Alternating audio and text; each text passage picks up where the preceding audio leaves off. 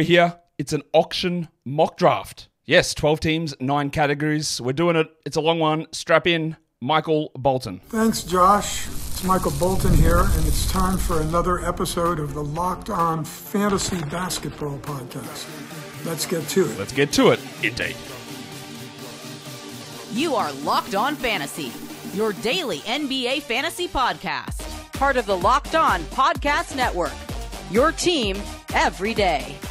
Hello and welcome to the Locked On Fantasy Basketball Podcast, brought to you by Basketball Monster. My name is Josh Lloyd, where lowest prices are just the beginning. I'm also the lead fantasy analyst at basketballmonster.com, and you can find me on Twitter as always at redrock_bball, on TikTok at redrock_bball, and on Instagram at Locked On Fantasy Basketball. Today's episode is sponsored by Game Time. Download the Game Time app, create an account, and use the code Locked On NBA for $20 off your first purchase. Thank you also for making Locked On Fantasy Basketball your first listen every day. We are free and we are available on all platforms, so thumb it up and double wang and all that stuff. Locked On Fantasy Basketball Bowl. Entry form is listed in the show notes, audio, and in the description on YouTube. All the details have been in the 2 preview shows that I've done so far, Nuggets and Sixers, and you can check out more information there, and there'll be more information in every other show, but if you do want to enter, that form is linked down below.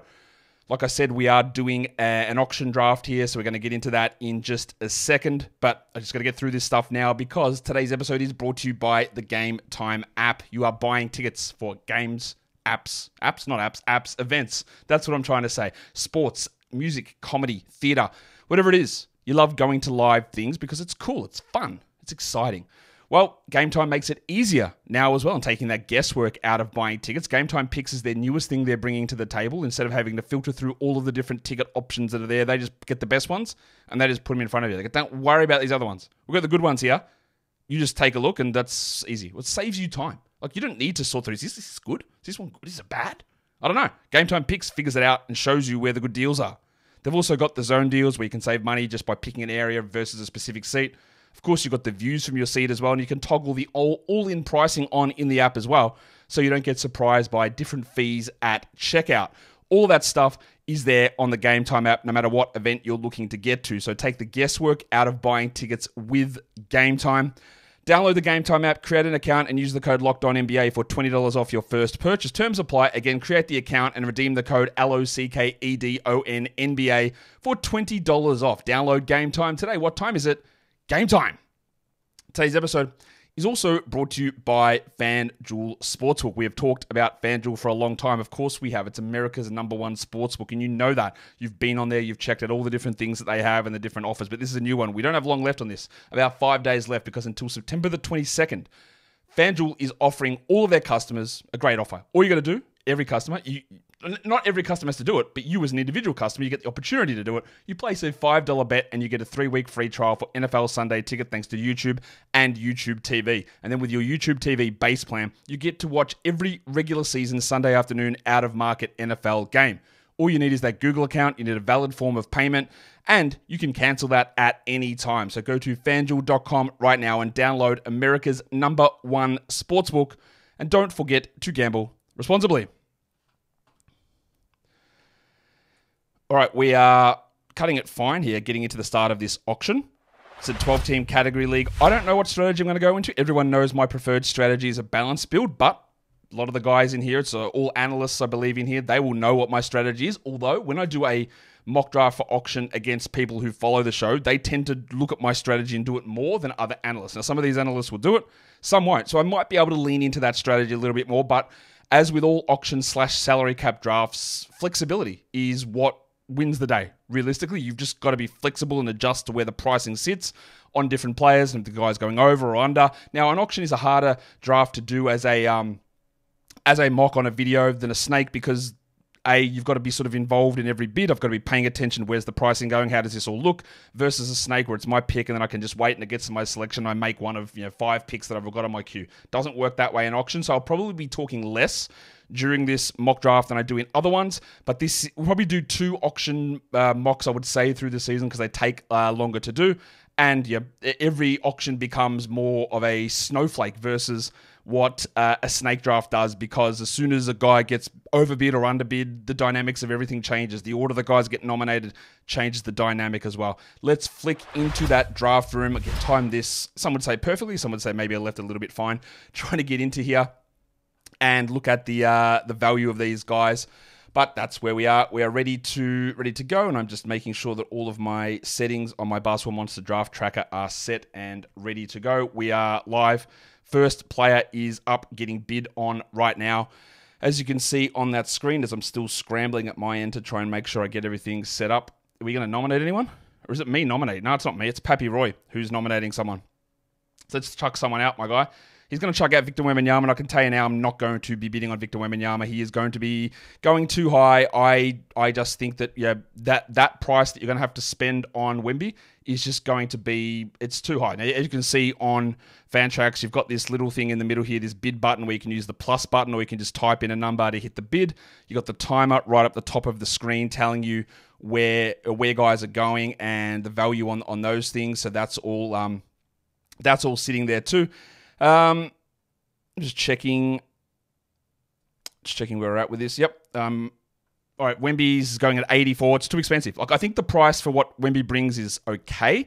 I'm worried that his outsized blocks and the way that Z scores distribute blocks maybe makes that too high. And now 90, this is an insane price. I don't know who'd bid that at 92. That's crazy to me. Now, I know that's Eric that's bidding that. Is it Eric? Yeah, it's Eric. That's crazy to me. To go from 85 to 92, there's no need for that. An insane price. It's too much for Wembanyama. He takes himself out of bidding for almost every player now. And I just think I don't think that is a good auction strategy. Now, Joel Embiid is up, and I won't be looking at Joel Embiid either. If Embiid goes for like $40, I will consider it, but I highly doubt that'll be the case. I guess we're going to find out. I'm just going to make sure that my camera is in a spot that's appropriate. Yeah, I think it is. Like, you're not missing anything there. So Embiid's sitting at 42. Got the timer going down to 5. I don't have the sound on in this because I just don't want the sound on. I think the sound is a frustrating sound when you're recording a video, but you can put on like warning signs, all that sort of stuff. Embiid at 41 is actually like around that area I would have considered him. I'm still not going to do it, but that could turn into unbelievable value. Now we're at Haliburton, who I'm looking at as a...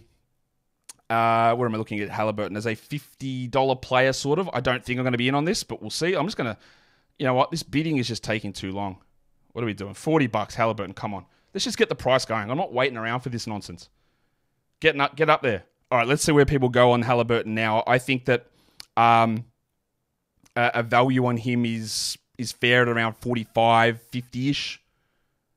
42. All right, so people are going under on these guys, and I've got to be paying more attention to what I'm actually bidding on at the moment, because I would have really liked that at that price. I think that's a sensationally good price. I just wasn't paying as much attention as I should have. Jokic. Now, this one, again, people will go high on this. We'll see where it goes. If Jokic comes in at under 60, then I'm in on it. All right, he's at 66 at the moment, so he's already going a little bit too high in that position, which I don't love. Okay, where are we at? 71. That's way too high. Not interested. These prices are too high for me. I just don't see... It just becomes really hard to build. Now, like, you know, D-Mac getting Haliburton for 42 is amazing value.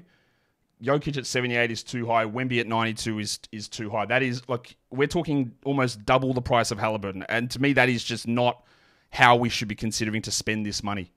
I'm just going to keep watching. 81, way too high. What are we doing? Definitely not coming in and enforcing on this one. This is too high. I don't want to get stuck at that. It's way too high. Absolutely way too high. We're still going. You guys are still bidding at this price. Fine. That's fine if that's what we want to do. Yeah, I'm really, really annoyed at that Haliburton pick. As much as I'm not sure that I want a first-round guy, this draft is a little hard to read at the moment because Haliburton, way underpriced. Way underpriced. Wemby and Jokic, way overpriced. Are people going stars and scrubs? Are people going balanced? I don't know, because so far we've got a complete split of how we're valuing players. I'm just going to keep looking. Like, there's no way that I would have spent that on Jokic. That's it. It's so hard. Here's one that I don't want. And Kyle, I believe, is Kyle McEwen from Basketball Monster. He is also in the I'm not like super into Kevin Durant stake for this year, much like me. I'm just not. I just don't want to do that with Durant. So Kyle using that strategy of getting the guy that you don't want out of there, so other people can take the money. Now, interestingly, Durant is not going for very much money here. 32 is actually sort of around the value that I had Durant at. That is not an expensive price. That is totally reasonable. I thought for sure people would push that to 40, but obviously they didn't. Really interesting again. So maybe we are leaning back on some of this. Now, I think Luka's going to end up going for 75 here. We'll see whether people take into consideration the playoff schedule. We'll find out. I've got Luka priced at about like a $70 player. I think the value is there, but it just introduces, I believe, too much risk into it. Because if he gets hurt, it's over a third of your budget gone, and that is almost impossible to bounce back from. And it hamstrings so many of your decisions throughout the draft. We'll see where Luka goes. Like, he's sitting at 55, at 54 at the moment. I've really got to pay attention to that clock at the top so I don't miss out on things. Like the Haliburton one, I probably should have made a bit on. The Durant one, I'm just not that into him, although that price actually bangs on and makes sense. That's a really strong price for Durant, and that can end up easily at real value for Kevin Durant. I'm just not that into it. 63 is pulling that a little high for me there for Doncic. As much as I've got him as an over $70 player, I just don't want to spend over 60 on a guy. And the 2-game playoff week, we're not playing this draft out, but if we are in the season, I don't want Luka to be my main guy when I've got other options I can go for. So Doncic ends up going to Titus at 66, 65 actually. Decent price, reasonable price. I think we're okay with that as a selling point there on him. So who is bidding now? Is it? Oh, it might be the big fella Josh Lloyd. All right, who are we throwing out? Let's just throw Kawhi out there. Oh no, someone else nominated. It's Titus that nominated. I must be next. Well, Kawhi is out. What am I talking about? I'm trying to just get my head around what's going on here, but I am not bidding on Kawhi. I'm not really caring what the price is. Well, that's not true. We'll see where the price goes for Kawhi, but I'm pretty sure I'm not all super confident in him. But if it sits at 24, I'll take him. I don't think it will. So my bid is next. So I've got to work out who I'm going to throw out there. For my bid, I'm going to throw Tyrese Maxey as my guy out there. 27 for Kawhi. 29. That's the same price as Kevin Durant, and I am very confident that Kawhi will be a better per-game player than Durant. And now the price is up to the same as Durant. So that's where it starts to get a little bit more like, do we do this for Kawhi? Are we pricing this in? I think that at the moment, we're seeing that there's probably been overall a little bit of extra money go off the board than my initial projections expected, but it's very borderline. So we still haven't lent into which way people are necessarily going in this draft. So Kawhi sitting at 36. Again, that makes that Haliburton at 42 is an insane price. And this happens in an auction. There's nearly always one, and I am spewing that I just missed that Haliburton one because I was concentrating on something else. But the fact that Kawhi goes for 35 and Haliburton goes for 42 is crazy to me. That is absolutely crazy. So it is my turn now. Let's throw Tyrese Maxey. We're going to just nominate him immediately for $20. So I just want to get things started. All right, Maxey for 20. It'll be really interesting to see which direction this one goes here. I think that I'll go up to about 25 on Maxey. So at 23, I'll chuck 24 on him. And I'm not as big on Maxey as others are this season, as much as I do like him. All right, I chucked a 27 on him. I'll probably hold off on that, and let's push this price even higher. All right, so Noah and Raf and Dan is in now. They're bidding up. So they've already taken it $4 over where I was going on Maxey. Yeah, we'll see where this goes. So what is interesting to me here is that Pappy Roy hasn't done anything. Scott hasn't done anything. Adam Stock hasn't done anything. So these are the guys that I've got to watch for in terms of them trying to come over the top with balanced builds. Yardship. I don't know who Yardship is. Apologies to you, Yardship. I don't know who that is. But he's thrown out Anthony Edwards. which is always one of those controversial type players in category league fantasy. What are we doing? Why are we keeping it so low, man? Let's just get this number up there. Come on. So 23 for Ant Edwards. I would look at him as like 37, I'm guessing.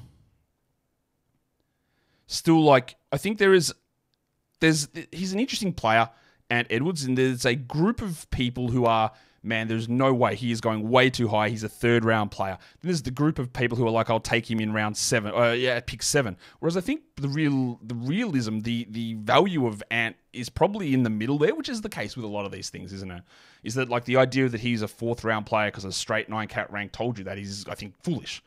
The idea that you pick him at number 7 because you're just hoping that he's going to be the 7th best player is also foolish. But I think in that range, and that price that he ended up going for, $33, I think is relatively reasonable. That's a solid enough price, and we are starting to see these players in this mid to back end first, early 2nd round snake draft range. They're going a little underpriced, which is really intriguing. And Paolo Banchero has just been nominated here, so where Paolo sits is also going to be... Let's stop with the small bids. $15. Let's go. No one's falling for Paolo at $3. So I'm going to throw... I think he's probably a $20 player here, Paolo. I'll take... Kyle jumped on the 17 for him. I'll take 18 on Paolo. I'll take him at that price, no worries at all. All right, Noah Rubin is in on this. Let's see. Now I'm just going to concentrate. 1 second. Let's throw it on 20. 20 I'll stop at. All right, Kyle went to 21. I think I'll stop at 20. Or do I go higher? I've got 1 second. Now let's throw it 22.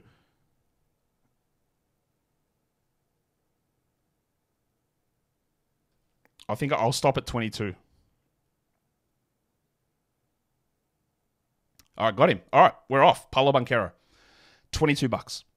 That is about that price range that I want. As a general rule, I think that's a solid enough area that we want to look at, I believe. Who are we up next? Alperen Şengün. All right, I'm looking at this as like a $30 player, $29 player.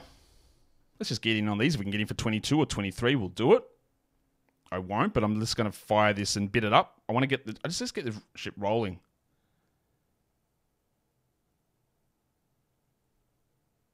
All right, so we're already up to... I'll stop at 28. I don't think I'm going to go higher here for Şengün, although the Şengün pairing with Banchero works. Like, it makes some sense, I think. Well, there you go. I got him for 28. Bang. No one went higher. That is intriguing. That's interesting to me. All right. I'm here to see where we go now. All right, Giannis. My free throws are obviously really bad. Does that mean that Giannis is in the mix for me? Well, it's really... Stop with the low bids. All right. I think he's a $50 player here, probably. He should be. Stocky's in, so it means there's a punt. Now, he is a punt free throw guy. I just chucked that in to try and make sure that pushed up, but Scott did it at the same time, and I don't want to get stuck at 47. Somebody else, please bid on Giannis. Thank you. I will leave that there. I'm okay with Giannis at that price, but I'm just going to leave it there. But we extract... Titus is in now. So at 45, I wanted to sort of make sure that we push that to 50 when stock was sitting at 45. We've got it up to 49. All right, I'm good with that. And that's Titus taking Luka and Giannis. Now, his money, if you can see this on the top of the screen, his max bid now is 76. He's only got $86 left. I've got 150. Stocky has not grabbed anyone yet. Scott has not grabbed anyone. And Puppy Roy has not grabbed anyone. So they're the guys with the sizable money left. I've taken 2 players. No one over 30 yet. No one over 26 yet. AD up. This is maybe like a $60 player. If he's sitting in the 40s, I will take him, even though I'm usually avoiding the first round players. Let's see. All right, let's screw this. We're going high, man. Let's go 45. Bang. Come on. As you are well aware, I'm very big on this. I don't like this pussyfooting around $40 undervalue. I don't have time to waste for that stuff, and neither do you guys watching this. So let's get this up. 48. I think this is, $60 type player, but I don't really want to spend 50. I'm annoyed that I lost the 42 on Haliburton. Again, that's going to haunt me, I think, in this draft. Is just missing that pick. All right, we're up to 58 now. I'm holding off on Davis. That D-Mac has got himself an amazing start by getting that value. Kyle also has a pretty decent value start getting Embiid for 41. That I didn't want it because I'm just out on Embiid, but that is a $65 fully healthy player, which you've priced in the risk and you've got it at an amazing value. So Davis goes to D-Mac. So there's a lot of guys now who are under $100 of their budget left with 10, 11 spots to fill. No one's got 3 players yet either. Paul George. I think we're looking at 35. Come on. All right. 24. Not 624. Absolutely not. All right. Sorry. Someone's already jumped it up. Good. Good for them.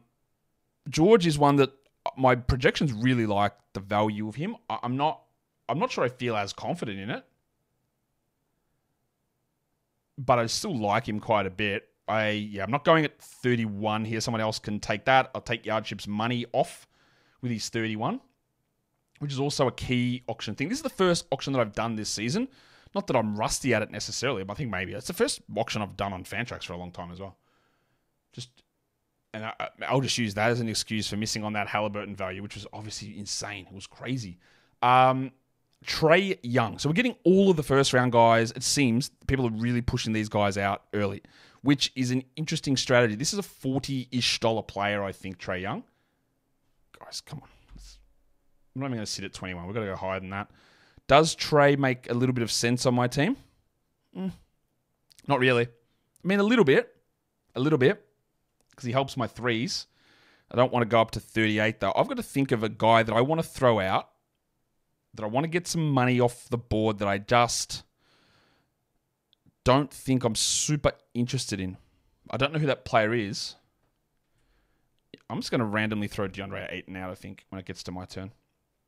So, who was that one that just went off there? We had Trae Young go for 37. About right. Now we're getting more money out with Shea. And this is usually how auctions play out. I'd love to be in an auction league where no one nominates the first round guys for like 5 rounds of nominations. It never happens. We usually go in a relatively high order because the idea, and I push this idea out there, get money off the board. But if everyone doesn't get money off the board, what an interesting dynamic that would be. It would just be so weird to see all those guys sitting there and everyone, and I think you'd sneak a lot of values through.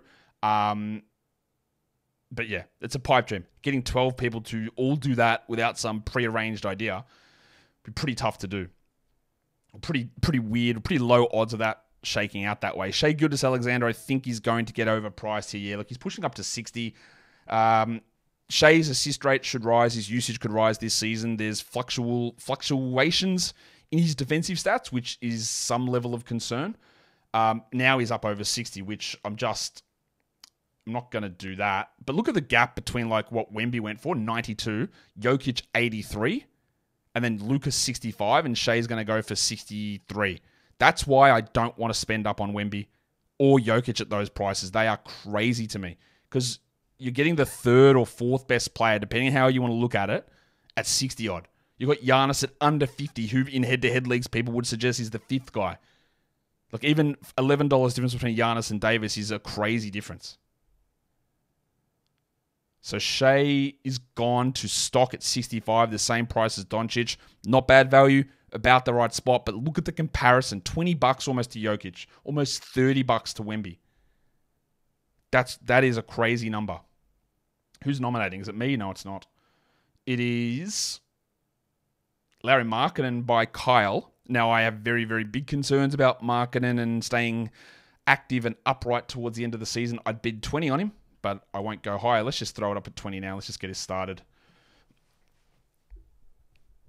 All right, so they're up to 22. I wonder how high. And the interesting thing on Fantrax when you're doing an auction, it doesn't give you any sort of mock auction value prices down the bottom here. None.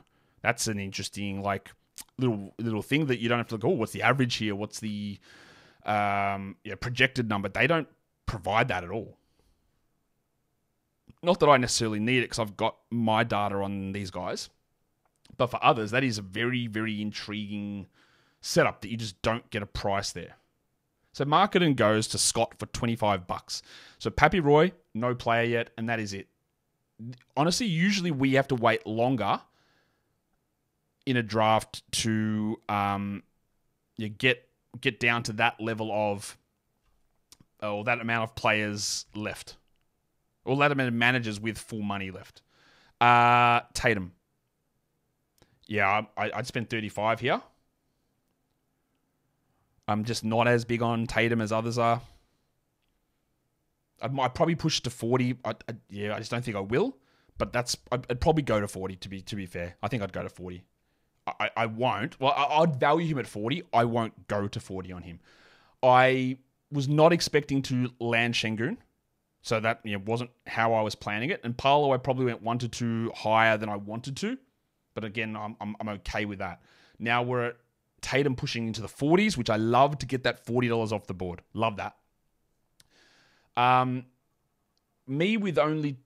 picked 2 players, and I believe I've got the most money left of anyone that's picked 2. Correct. All right, that's an okay spot for me. I need Pappy Roy to start taking players, hopefully the wrong players, so that he can lose money on guys that I don't want. That would be awesome. Titus nominating now. Just so many high-end guys going off the board. I've got Ayton in my queue. I'm going to throw McCollum out there too. Maybe I want to see where CJ goes. Or Ingram is another interesting one. So LeBron. I'm just probably going to say I'm out on LeBron. I think he's probably worth 41, 42. Maybe not. Maybe 35. If I get him for 22, I'll do it. But I'm not expecting that'll be the case. One of the things you have to watch, and I think Pappy Roy will be fine, but looks we're way too early to decide this, but when you are sitting on that for that long, I just bid that. I just wanted to get it up, and Titus outbid me at 26. You got to be careful that you don't wait too long, and then you're spending $30 on $15 players. There is a tipping point. So Titus gets Luka, LeBron, and Giannis. Obviously, he's punting free throws. Obviously. Now he's in a spot where he's got $51 or $60 for 10 players. That makes it hard. Those 3 guys, it's a great start. You'd love that. But now it does become hard. It is my turn to throw someone out. Let's throw the snowman out there. Let's throw DeAndre Ayton out there, and let's... Oh, they already nominated him. What am I doing? I missed my timer. L to me. Oops, wrong button. Wrong screen as I'm trying to search my valuations of Ayton. Where do I have him? $15 maybe. I'll take him at 8. He's at 10 at the moment. The worry you just got to have is, A, the big numbers came when guys were out. B, Klingon and Rob Williams are allegedly going to be there. Well, Klingon's going to be there. That's 1 second. I'll take him at 10. Ooh. Okay. Did I miss that? Yeah, I did. $10 on Ayton is actually pretty good, but there is risk associated. So getting Wemby and then adding 10 of Ayton onto him is decent value to do that. Like, that's not a bad value pick there on Ayton. I probably could have gone a bit higher on it. And I wanted to push it past 10, but I'm not that sad about that one, actually. That's 20 picks in to this draft. So, Karl Anthony Towns. What are we looking at here? I think 20 is reasonable. Why are we sitting so low? Come on, let's get this going. We don't need to sit that low. Let's get this smooth thing moving. All right, $16 on Towns. 9 seconds. I think 20 is about right, but already over 20. I will likely just leave that alone, I think. Yeah, keep going. Whenever I'm leaving someone alone, then I see other bids come in. That's the auction excitement when you go, yeah, come on, spend your money. I don't want this money. I want you to spend all of that money out of there. And not that Towns is a bad player or anything like that. It's just that not really someone I'm looking at here. I'm not sure the value sits there. And realistically, I know that I've got some bad free throw guys on my team. It's not unrecoverable from, like, not at all, not even remotely close to being unrecoverable from. So, I don't have to avoid guys necessarily in terms of building my top end up. Now, the top guys that are left LaMelo, Steph, Harden, Sabonis, Don Mitchell. They're probably your top 5 players who are left. And, well, there goes Harden. It's always interesting to see because there's going to be a time where people just don't have enough money to bid on these players to the level that they should. So this is Harden, and if I get 32 on Harden, I'll be really good on that. Let's put him at 31. I know Harden's a good free throw guy. He's not the old big free throw player he used to be. This really helps my scoring. It helps my assists if I can get him, and I'm sitting on... Oh, no, Titus is there. What just happened on that bid? Oh, no, it just took forever. What on earth was that? I feel like it was just stuck. Anyway, that's fine. 35 on Jim. I'll throw 35 on Jim. And then I will probably back out after this. I'll back out after 35 on Jim Harden. But I think I'm going to get him. All right, I did get James Harden. This is going to help to really secure my assists. I've got 2 really good rebounders and big men who are passers as well. So I'm very happy with where my assists sit at the moment. Now, I have got $115 left for 10 players. Now it is Jaren Jackson, and I think I'm just going to not be interested. About $25 on him. Is that what people are going to do? So Pappy's just sitting back. Just sitting back. Normally, I would be sitting back with him. Usually, I have gone earlier than normal because I just wanted to throw my strategy a little bit different to how I would normally approach it. But also just trying to see where I find value. And Kyle thinks he's found value with Jaren at 25 to add on to Joel Embiid. So he's done really well. He had 2 players with 134 left and 2 guys with significant upside, especially in that blocks category. So I guess he's trying to chase down the Wemby team. We are getting to that point where we're nowhere near there yet, but Puppy is going to have to start making some picks, and there becomes an extra strategy. LaMelo balls up. There comes an extra strategy part of this into it, where when someone sits there with so much money left over, and they're the only guy left, you know they have to become desperate to start to get a player, and when you see them in that bidding zone and they want this guy, bid them up. Because they're going to say, well, I've got the extra money, I can go higher. But you want to take all of that extra money away if you can. So their advantage of holding on this long starts to evaporate a little bit more because they are going to get to a stage where they go, man, I've got nobody. I need to get somebody. I need to do something. And I'll just throw 38 on LaMelo Ball. I shouldn't have probably hit that one. I think I'll ease off on, there we go. So up to 39 on LaMelo, which I would have been okay with. I'm just going to ease off on that. Not that I don't think that he's worth it. I think he's potentially a $50 sort of player in this situation, but I'm just going to ease off. Now, Pappy is, I'm guessing, going to try to implement the strategy that I do. I didn't invent this strategy. I do it a lot, and I won't even say that I popularized it because I don't think I did. It's just the strategy that I always like to go for. And I believe it's the key strategy. It can be harder to execute at times because of trying to just wait on patience, but usually it works extraordinarily well. I've got strategies, which I'm just sort of detailing some of those to you now, how to blow up someone who's doing it. Not blow them up, but also you make them so they don't have the extreme advantage. And you will never find me going on the overpriced Jokic, Wemby, $60 pricing on these guys. I will never go that route because I think that is almost impossible to pull off a victory. There are people who are out there I know, and you will be listening to this, I'm sure. There are going to be people out there who are like, I'm going to try and get Wemby and Jokic together and build my team from that. Good luck. That's all I'll say. Good luck with that. I cannot see how that will win, honestly. I'm not really interested in De'Aaron Fox here as much as I should be. $30 I'll take on him. I just bid him up to 27. If I get him for 27, that's really strong. And that really does give me a big points boost and a big assist boost. Someone, Dan Titus, just the last minute snipe. This will be my last hit on Fox. Got him in with 1 second to go. Now, I will sit off at 29. Does Titus sneak a last-minute one in? No, he doesn't. Bang. I'll take Fox at 29. All right. That's my 4th player. I've got 9 guys left with $86. I need to start being a little smarter with what I do. My assists are incredibly strong, I think, on this team, and there is worry with Fox and how DeMar DeRozan potentially impacts him, but I'm happy. I think the way that I've valued players, I've got undervalue on all of them. I was a little over on Banchero in terms of his value, but otherwise, in terms of how I have valued guys, I've gone $4 or $5 under on each of those other players. So that's usually what I want to focus on in a. What are we doing, Steph? Here, come on, I'm not waiting on bloody $4 on Steph Curry. This should be a $40 bid. We'll see if anyone goes that way. What? No one is taking my lead of stop sitting at $4. Are they trying to sneak someone through? They think it's going to happen? I was going to say not on my watch, but D-Max snuck Haliburton through, and his team still remains really good. He got Trae Young at 37 as well, man. He got some real value there. The problem is he's also got an AD at 60, which makes it harder for him with only $61 left. Pappy Roy, has he even chucked a single bid out? Maybe he has. Because I know he's there because he's nominating people and he's making comments in chat. But, he's really leaning into this. We are, how many players deep into this draft are we? We are 26 players deep.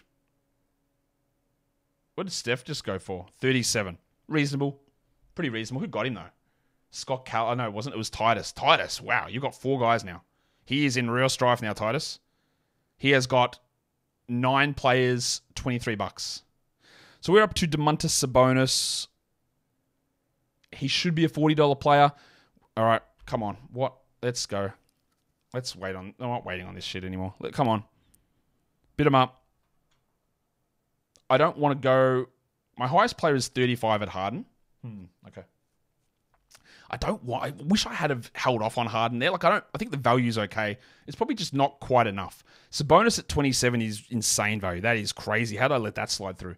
That's just another one of those ones. I'm talking too much. That's just too... Yeah, that's value's crazy from Noah Rubin. So you got Durant and Sabonis, both, I think, underpriced. Lillard, $33, I think is... Or $30 is probably more reasonable for him. Up to 25. If I get him at 25, I'd take that. I don't... Do I take him at 27? I think I'll hold on that one. I just don't have as much money to play around with. So, Scott Callard with only 1 player. Pappy Roy with 0.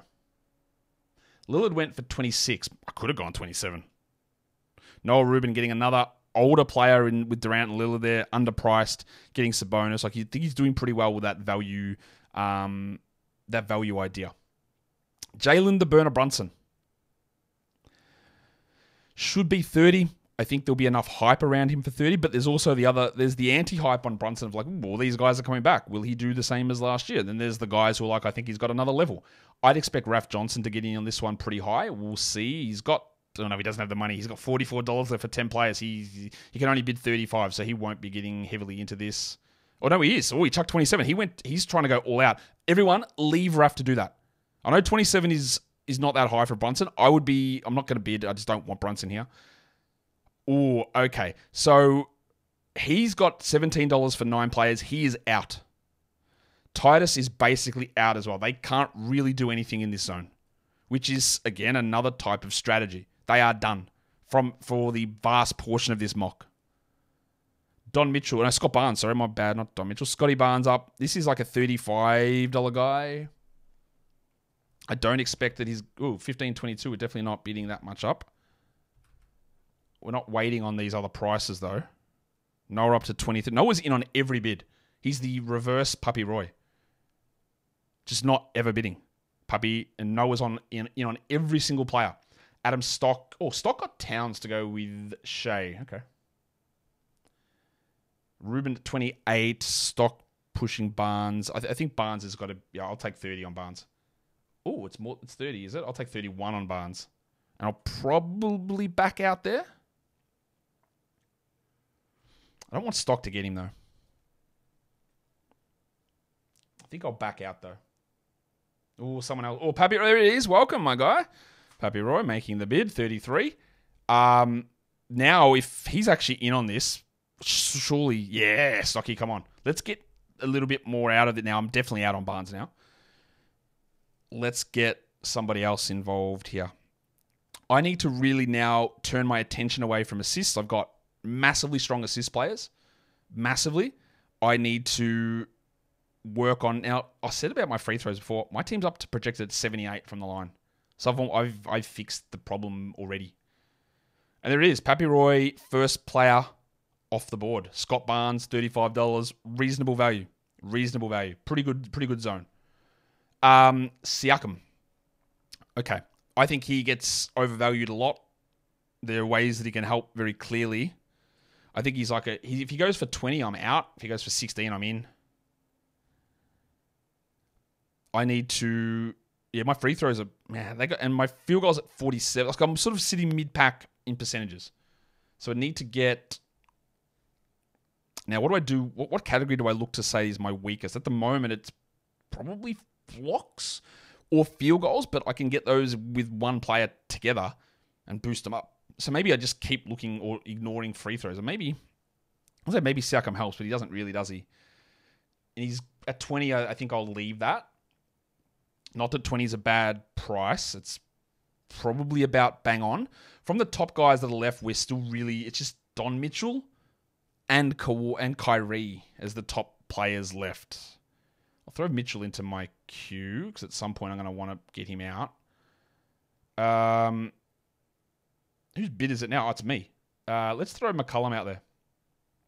I want to see how people view CJ. I think he's like a $6 player. Let's throw 5 on him. I won't go any higher than that. Ooh. Yes, go higher. I think there's a risk that he comes off the bench and plays 29 minutes. A risk, not guaranteed. So if someone wants to push this to 10, I'll be very, very pleased if you do that. Very pleased if you can push him to 10. Yes. All right, we're at 10. Good. I'm happy with that. Very happy with that. Keep it going. More. All right, so he goes for 10. Good. There's downside risk. I'm not sure there's upside value in that. It's not a bad price. But it means that Scott now has his second player. Keegan Murray, negative $10. Not true, but less than 10 for sure. I'll throw 4 on him. I'll throw 6 on him. I don't love what Keegan's going to do this season. I really do worry about the usage. Oh, it's me leading at $6. Do I go to 8? I don't think I want him at 8. I'm not that into him at that area. I think I'll leave that. Ooh, Titus goes to 8. Yeah, definitely don't want to go 9 here. We also want to make sure we're pricing Raf and Titus out as much as possible. Although, Titus taking a player, hopefully he takes 10 on him, because then I would just leave him. Ooh, Stock got him for 9. Again, like Titus and Raf are the guys we're looking at with the lowest money left. So if they're with a guy, you sort of, even if he goes $1 under, $2 under, you almost want them to take him and really kill them. Really kill their ability to do anything in any of these upcoming rounds. Interesting that people are waiting on nominating Don Mitchell. All right, Cade. Cade would make some sense on my team. I don't think that's where I'm going to go. $30. It depends. I was going to say if he sits under 20, and now I got wrecked on the method that I did where someone just chucked a big bid on him and then I went to hit bid at the wrong time. But that's okay. 22 was not a bad number. I think I'm going to avoid Cade here. I want to hit more of the Quickleys, Mobleys, Jalen Johnsons. I want to hit more of those guys. So Cade goes for 25, which honestly is really, really solid value, I think. So who got him there?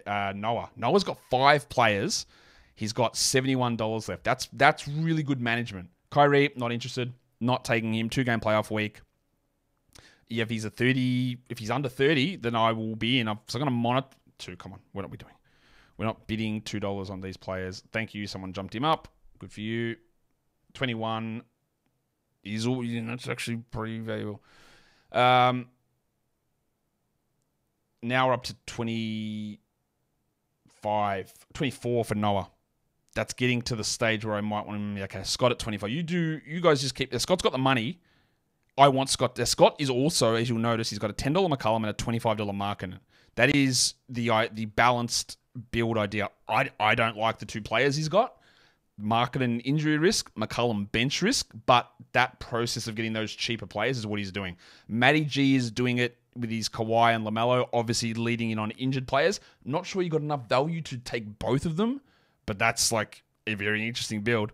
D-Mac still with the steal of the draft for 42 on Haliburton. Irving goes for 33, which is about bang on.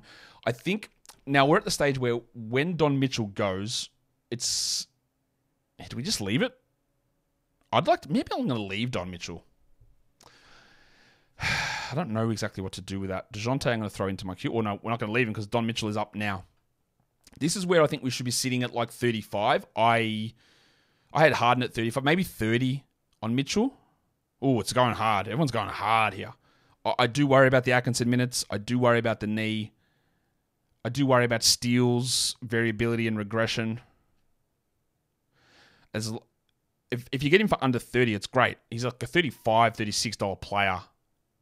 Yeah, that price I got for Harden seems sort of okay, I think, for Mitchell.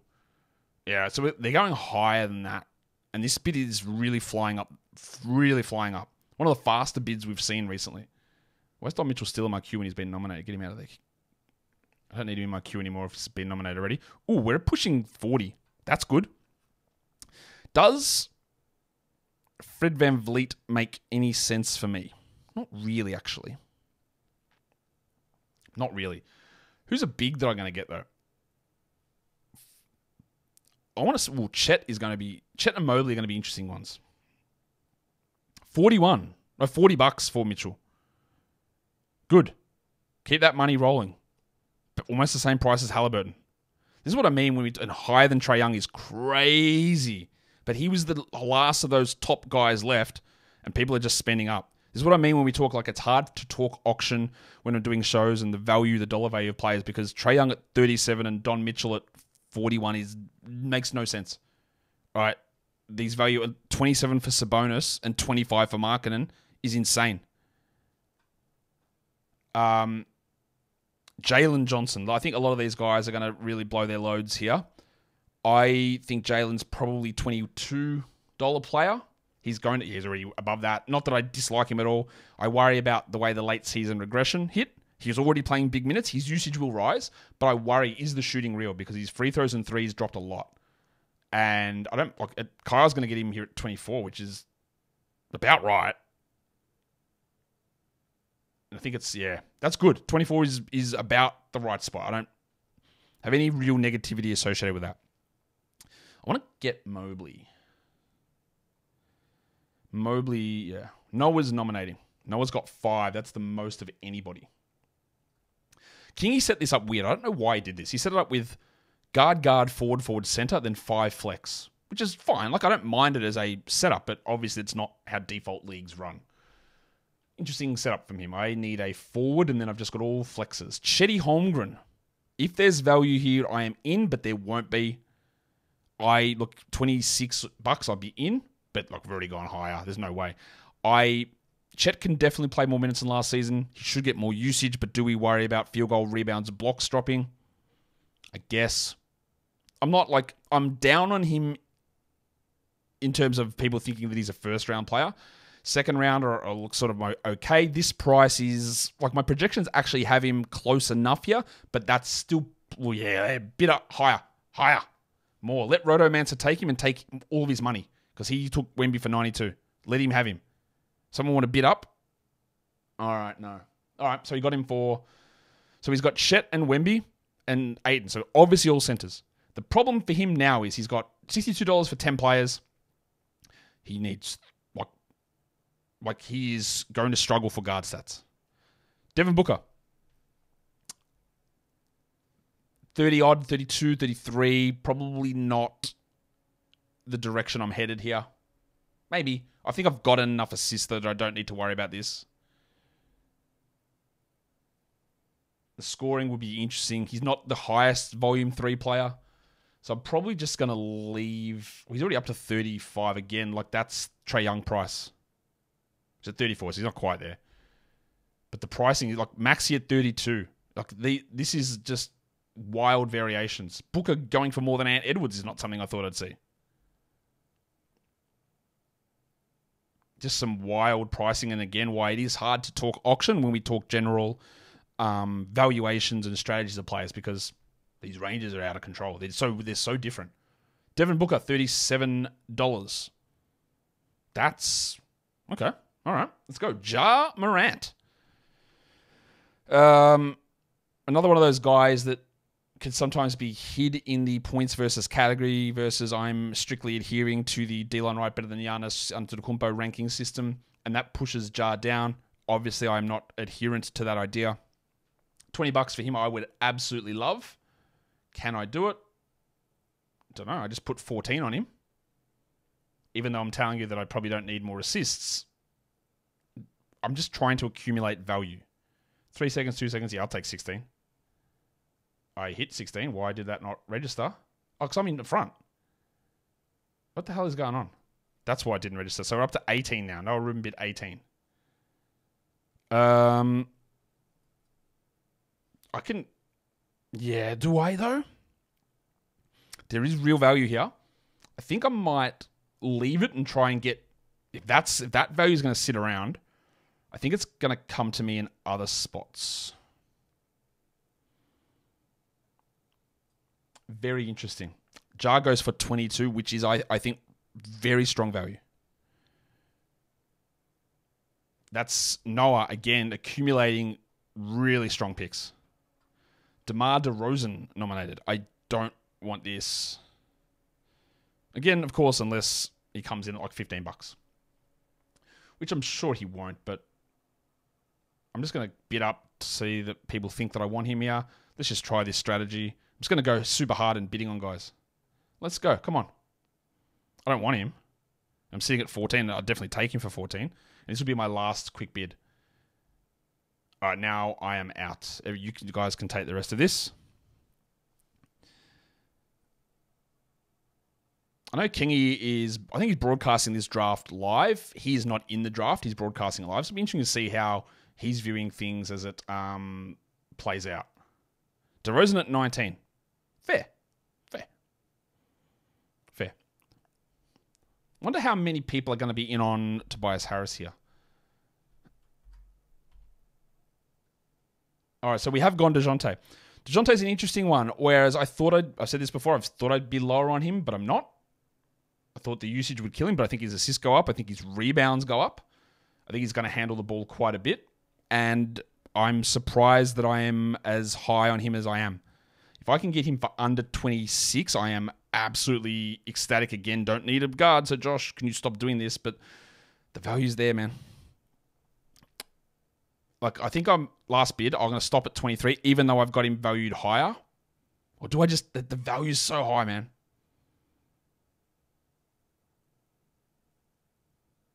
At 23, ooh, okay, Papi Roy's in. He's got the money to overspend me, so let's make him overspend. I'll stop at 25.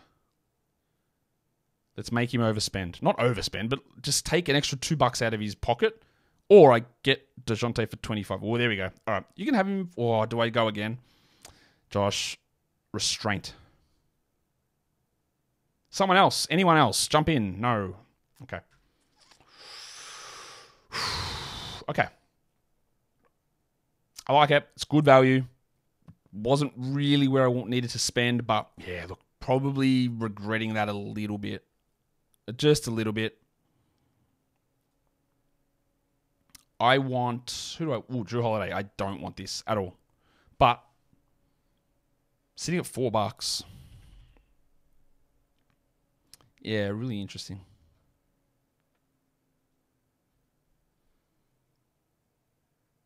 $5. I think he's like an $8 player, maybe. But these are some of the ones that can just slide through. He's not sliding through, but you're going to get players in this area that do slide through. Bam might work for me. Because I don't think I want blocks, honestly. Huh. My turn to nominate. Let's throw Ingram out. $10, Brandon Ingram. I just didn't want to start it at $1. Do I love Brandon Ingram? Absolutely not. No one's going to bid more than $10. Thank God. I was like, wow. Am I really going to lose out there? Someone else have him. This is actually $11 on Ingram. No, all right. They're in at 12. I don't want him. I'm very much down on Ingram this season. But I thought people would be more into him than this, which they're not. So, whatever. I need to have a drink.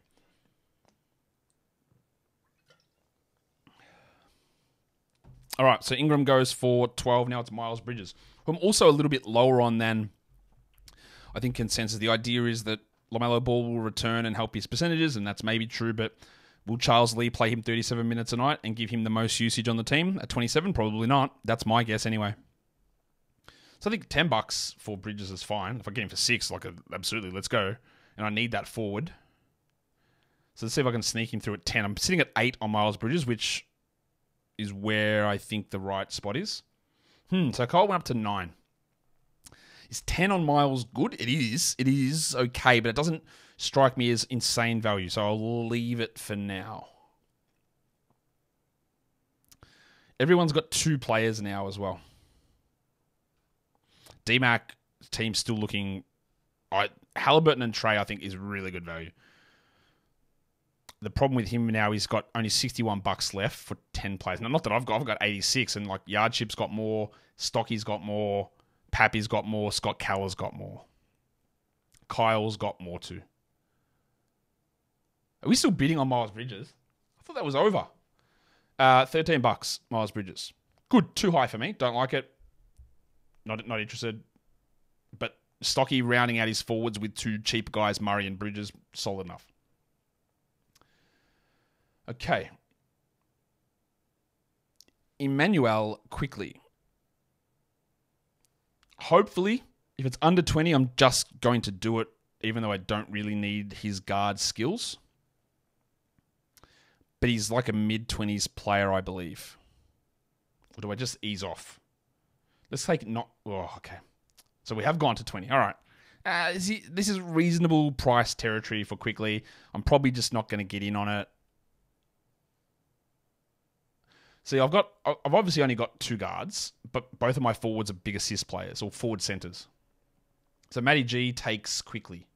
He's an interesting team. He's got LaMelo, Leonard, and Irving. The Bronco, Jalen Williams. This is okay, let's see. I hope let's get this at 20. I won't be able to, but I am in on this. If we can go to 26. All right, I'm bidding 22. I want to just...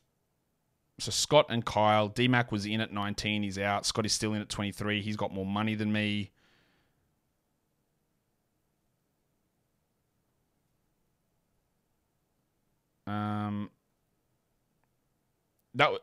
What happened then? I couldn't bid. So I got frozen out of that. So that was garbage. All right. I lost that one because there's no way I was like that at 23. I could not bid on that. So I don't know what just happened. That's frustrating. Anyway, Mobley I am in on. Hopefully I can bid on him. Oh, come on. What are we doing? $15. Let's go. I'm not sitting around here for this. I'll take 23 on this. Oh, what's going on here? So he's going to go for more than Jalen Williams, which is just... Yeah, that is annoying. I bid on that, and it didn't... I feel like with 5 seconds on the clock, and it wouldn't... Let's just assume user error because, Jesus... Better to self-flagellate than flagellate somebody else. This is going up. I wanted him. It's going too high. All right. I like him. I don't think I'm going to compete in blocks, so I think I'll just pass. Stocky's got him up to 29. I do need field goal percentage. I'll leave that. As much as I did want him, I think I'll leave it. I don't think we're in any risk here of someone having too much money left over, especially with Pappy Roy taking Mobley there at 29. So we got him over Stocky. All right, interesting. Everyone's got at least 3 players now. And you'll notice that Eric, who took Wemby at number 1, has the fewest players now. Who's this? Jaylen Brown. All right. Bronny's godfather. Oh, $15, 16. Yeah, this is about... Actually, I don't... Do I go to 20 here? I could. I don't think I will. I could. 18. I would have Jalen at 18. 18 field. Oh, Noah Rubin, I politely ask you to piss off. 5 seconds, 4 seconds. I'll take 20. I'll leave. I'll leave 20 there. 20 doesn't. Seems cheap. All right. Well, Noah Rubin thought it was cheap because he went to 21. I might leave you with him, Noah. I might leave that with you. Reasonable price for Brownie. Now Noah is nominating. He's almost done. He's got only $21 left though for 5 players. Usually around this time where we are 50 players in, the guys who save their money, so your Pappy Roy and probably your Scott, they can start going on runs, but it hasn't happened yet. It still can. Add a bio. This is let's see. 21 for me, I'd be okay with. It's risen up real quick though. If this starts to push to 28, 29, then I'm just going to be like out completely. And interestingly, Fred VanVleet's sitting here. Still not selected. Bam at 20, 21. Oh, I didn't mean to hit that. That's okay. 21 is good if it sits to me. Ooh, okay, so it doesn't sit to me at 21. Now it's at 24. Means I have to go to 25, and I think I'll leave it, and I'll try and hit the bigs like even a Gobert. I'll hit a Duran, a Hartenstein, a Zubats, a Jarrett Allen. That's who I'll hit, I think. Bam at 26. Socky gets him at 25. Reasonable. Now, he's gone very forward center heavy so far. We're very early in on this, though. Noel Rubin's team looks funny, just how many players he's got. That's 50 guys down. And now it is VanVleet time. How are people going to view this? Because I think this is like a $35 player. So this might be one where I just go, oh, so Kyle's gone hard. All right, good. But I don't want it just to be me and him in a bidding war here. Because we both are valuing him high. Interesting. 26 for VanVleet. Does he make sense on my team? A little bit. He might actually... Oh, I did not mean that. He might actually push my free throws to be reasonable. If I get VanVleet at 20... Oh, okay, he's gone now. I might hold off on that at 30. Ooh, they're still going up to 30 now. So 31's the next bid. I'll leave that. As much as that is tremendous value. Look at this ranking system on Fantrax, by the way. They've got Derek White at 16, whatever the hell system that is. VanVleet at 22 and Mikal Bridges 34. Please ignore those numbers. And I crap on ESPN rankings and Yahoo all the time. That is insane. What are those numbers? They made no sense at all. Why is Jalen Green sitting at 38? What is happening in this draft? What are those rankings? I've never even paid attention to that. That is absolute insanity. Nas Reed at 50. Yeah, absolutely. I'll do that when my wrist falls off from jerking it too hard. John Isaac. Okay, you can have him for $2, Noah. I'm absolutely no interest in getting him for more than that. Obviously, his money's running down. He's trying to throw someone out there. He went 2 instead of 1. And that was Raf, sorry, my bad. Raf chucked him out there and Noah just said, I'll have him for 2. Huh. So Noah, 4 players left, $19 left. He can still go 16 on someone. Jordan Poole. Now, you know that I think he's probably be undervalued a little bit at the moment, Geordie. Is it enough for me to care? Oh, what, $2 it is. 5 seconds left. $2. No one's going to bid. Oh, come on. That just took a while for people to get into it. $8 on Poole, I'd love. $10 I'd love. Guys, leave my man alone. 10 on Poole. I think that there's real $16 value maybe here. And if I get him at 10, I'll be laughing.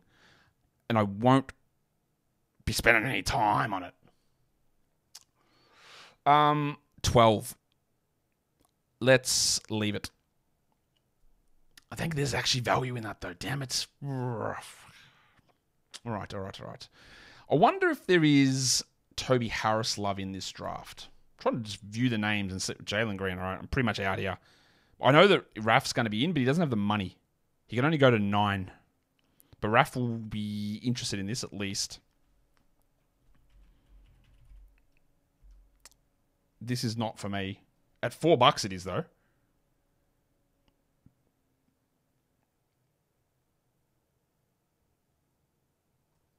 I'll just throw 5. If I get Jalen Green at 5, I'll live. Surely someone else wants to come over the top, giggity. Yep, all right, Yardship, you can have him for 6. That's good with me.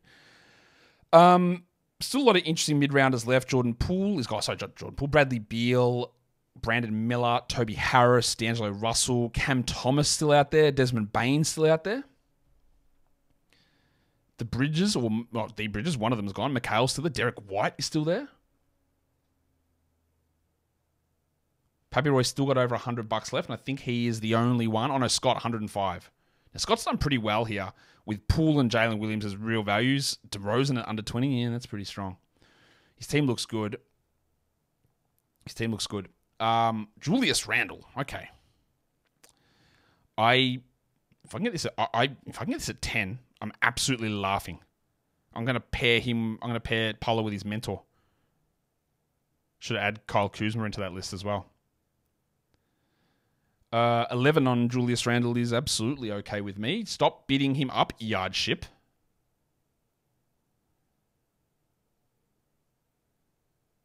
I'll go to 13 on Randle. I'll stop there.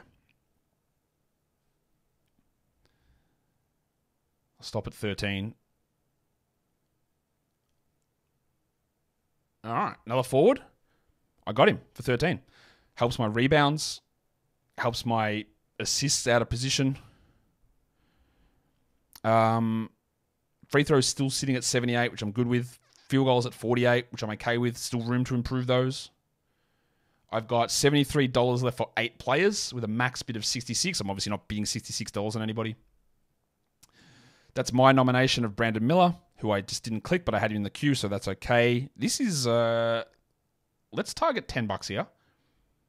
I should actually go, maybe I don't. Oh, I do. If I get it for 10, I do. Hasn't been, there's been a few real steal options around, obviously, but not as many crazy. This guy's sitting here at $1 or $2. Matty G at $8 on Brandon. Yeah, I do like that. I'll take him at... Kyle, damn it. We hit it at the same time. Might let that slide, I think. Ooh, up to 10 now, going to 11. I wonder where the thick Hogsman goes. Josh Giddey also sitting there. Who's a steals guy for me that I can get? Not many steals guys sitting around. Maybe it is McHale. Maybe McHale's my guy. Brandon Miller, $11. That is, I like that. I think that is, Kyle got it from 11. I like that from you, Kyle. Zion. Now this might work really well for me. I've got him priced high. Look, 22, 21. It does hurt me budget-wise. But these prices are lowest prices just the beginning. Okay, Noah has him up to 13. I might just let this sweat for a bit more. Kyle is in.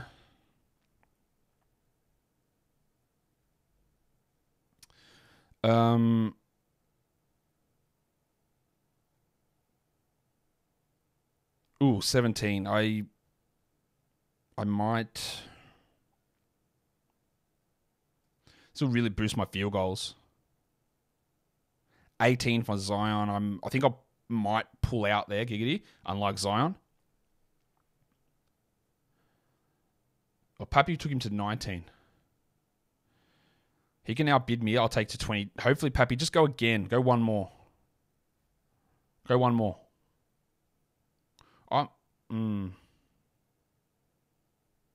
He did.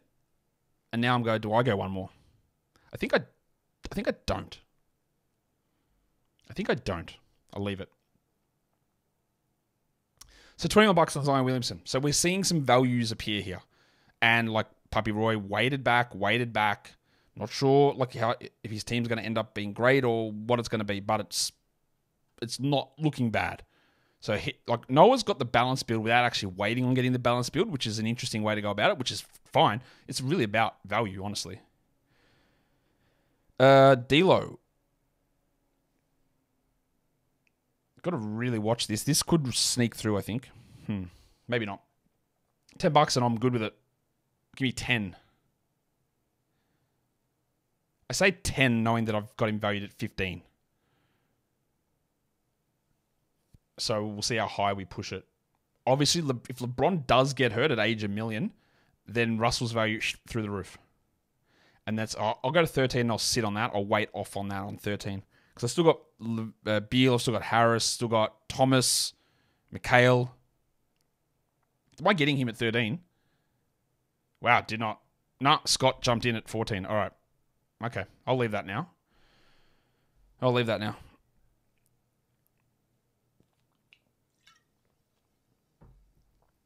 Okay. $14, D'Angelo Russell, missed it by $1. $73 left. 8 positions left. I'm probably going to do 2 $1 guys. So 6 for 71.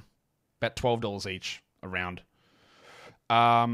Miles Turner, don't think I'm in on this. The price is about right. Probably should go a little bit more, to be honest. McHale and Toby Harris are going to be my next players that I want to target anyway. Not necessarily nominate, but because they're in my queue, they'll get nominated. Let's throw Vooch actually out there so that he gets nominated first in case I miss it, because I don't want him, and I 100% don't want Naz Reid. So let's just actually get Naz to the top of that queue. So is that sitting at $15 on Miles Turner? Who else is an insane price on here that I don't want? I don't want Kobe White, so let's put him up there as well. We're still going on Miles Turner at $17. All right, interesting that he went for that much. I don't hate the price. He went for 16, sorry. But it just didn't feel like it was going to go there. Mikal Bridges. All right, I am in on this. Let's see what happens. I am in on this. I really don't know how people have how people are viewing him is a little all over the place to me at the moment. I haven't really got a full grasp of it. But he's up to $15 here already, which is actually too rich for me. It's actually too high for me. I'm not... Yeah, 14 for Bridges. Yeah, I'm not... That's cool. Take him. I'm good. I have taken 5 players. I've got 8 left. Who's got the fewest left? Noah, 4 left. What are we doing? Josh Giddey. Okay. I'll take 10 or under. And then I'm in. I don't really know how much I need him, though. If I can acquire just value at these spots, I'll do it, but I don't really need him. Throw Michael Porter into the queue because I also don't want him. $8 on Giddey. Oh, you dickhead. No. Oh, that's all right. All right. I don't want him now. Good. Out. Oh, Gobert has not gone yet, but I don't know that I want his blocks, but his field goal percentage I do. Giddey for $11. Derek White still sitting there.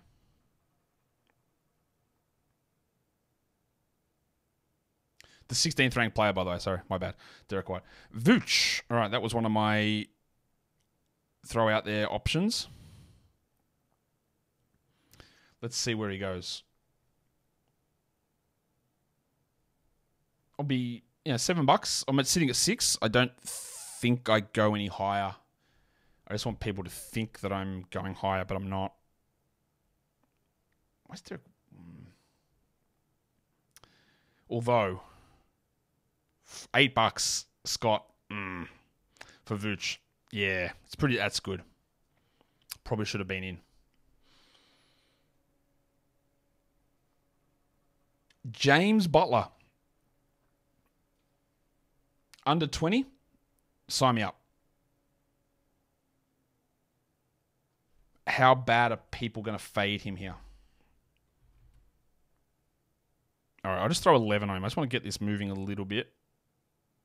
My team is relatively healthy, relatively young, apart from Harden. 14 for me on Jim. The steals will be really useful here.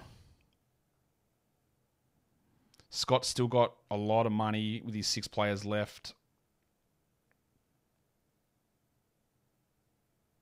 Scott's taken the guys that a lot of them went, I should have gone one extra. Russell, Poole, Vooch, Jalen Williams. I just don't like his top 3 picks. Or the top 3 on that list. 18 on Jim. Ooh, Scotty.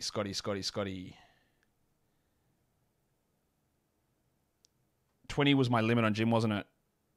Let's sit it at 20. Someone please jump over the top on 20.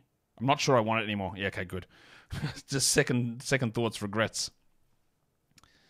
Have him for 21. Pretty good value from you, Scotty. Again, another really solid piece that you're acquiring there.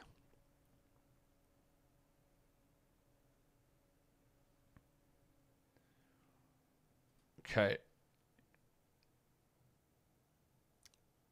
Raf nominating. Auctions take a long time, guys. We're an hour 10 into this. And we are 40% through, although the last 20% goes fast. Derek White. If this goes over 20, I am not interested. If it goes over 15, I'm not interested, and it probably will. Yeah, I'm not super in here.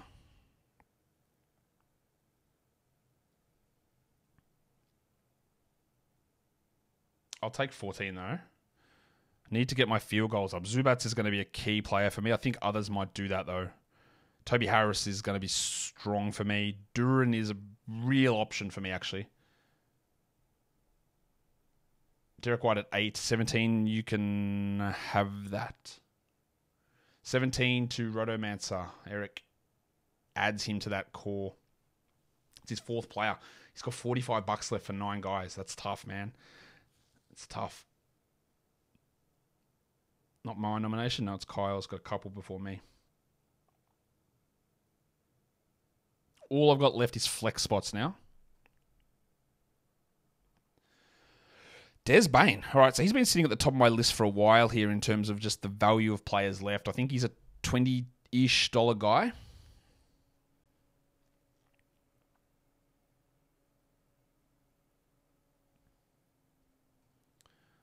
We'll see. Like, his scoring is good for me. His free throws are good for me. His threes, actually, I do need. I'll probably find them somewhere else, though. Like Simons will be the interesting one there. $19 for Bane. Okay, not bad value. Pappy Roy with a nice little pickup. Now, DMAC nominating. The Cam Thomas one is going to be intriguing when that happens. Kyle, the future MVP Kuzma. Twitter fingers himself. It's $5, $8. Like, he makes sense with me having Randall and Banchero. Might as well get the holy trinity of those players together.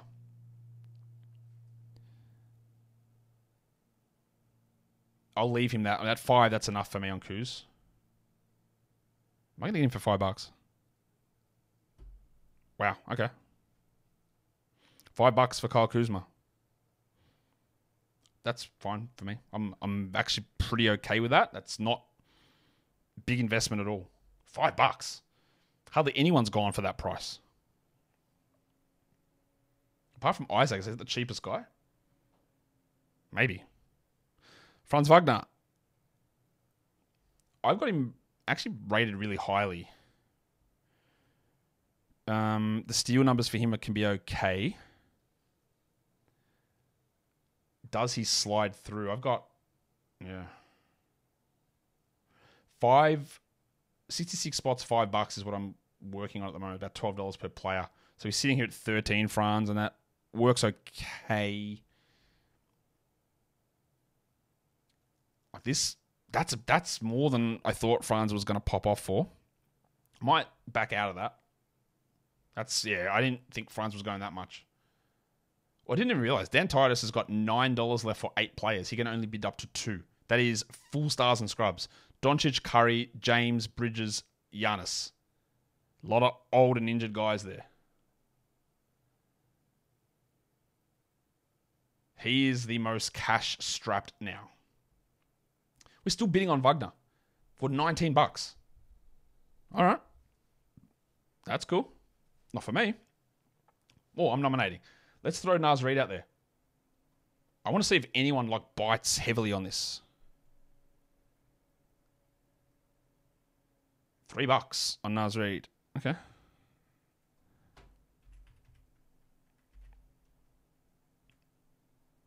$5 on Naz Reid. Keep going. Keep going. Keep bidding. The same price as Kyle Kuzma. Okay.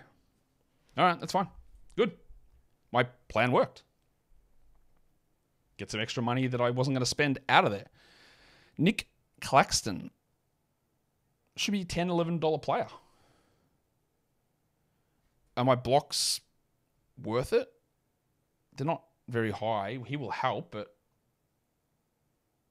the field goals will be strong. I'm not sure I want to go much further here because that free throw is a big hit. And my free throws are stable enough. They're not great, but they're stable enough. And free throws are a big variance category week on week. Not quite with steals and blocks, but they're up there.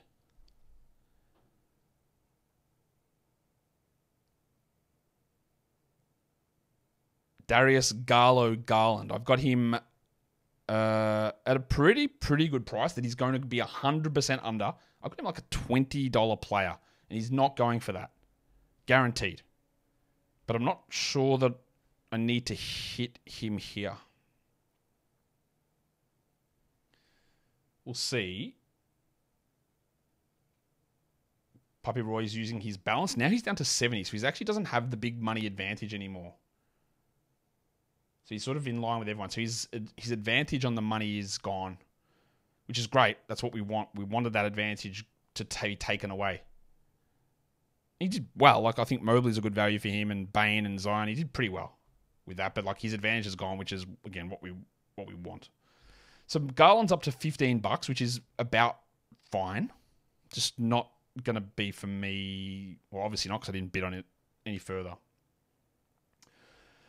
Okay, Eric, who are you nominating? The Thick Hogsman is up. All right, let's see. What do we do with Toby Harris? If I can go to 11 or 12, I'm very, very happy with that. I get the feeling he's going to push to 15, though. And I think I'm out if that's what happens. I'll go to 9. Oh, Kyle takes him to 10. We're up to 12. I'll stop at 12 on Harris here. Although, Scott, no, that's Adam that came in at 14. Stocky from the top rope. 15 is, I like him. Might leave that one. I've got about $12 per player left. About 13, close. $13 per player left. The Headmaster, which I don't have to spend 13 on every player. And there's enough players left that I can, but I won't. Murray, I think, is now, Murray, a lot of souring on Murray. So if I can get him for 13, yeah, let's do that. But there's a lot of souring. Bids at 11. It's winding down. Nah, okay. So you guys both pushed it. I'll take 14 and then I'll stop on Murray at 14. Almost snagged him, I thought, at 11 there. No yardship. No. All right. 15, I might leave that off. It's good. Yeah, it's good. Pappy Roy. So D-Mac has got 10 players left. That is the most of anybody after getting tremendous value on Haliburton and Young early. He's sort of sitting around now. It's an interesting change. Oh, Rozier, I don't think I want this. Almost certain I don't want this. $5 maybe. I'll throw 3 on him. I'm going to be spoiled by the fact that I got Kuzma for $5, which feels cheap. It feels cheap because it is cheap. Oh, yeah, I'll take 5 on Rozier. Raf, I'm not letting you get him for $4.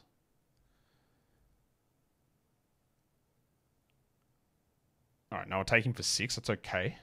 It also takes Noah almost out. Because I only have 3 players left. All right, so we're going for $6. Good value. He's got 3 players left, $13.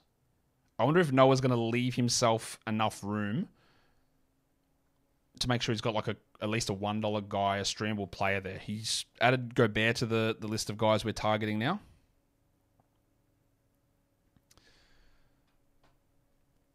I don't think the blocks... There's 2 teams who are going to smash in blocks, and I'm not one of them. But I could, with Gobert, add that on. Could I compete? Maybe. I could, but I like his rebound percentage, or his field goal percentage and rebound numbers too. No, I'm in here. I'm in. I've got that $12 per slot, $13 per slot. So he's at 9. I've got him at the moment. Gobert. Ooh, yard ship. Every time, my guy, you are just bidding 1 over the top of me. Let's take 11 on Gobert.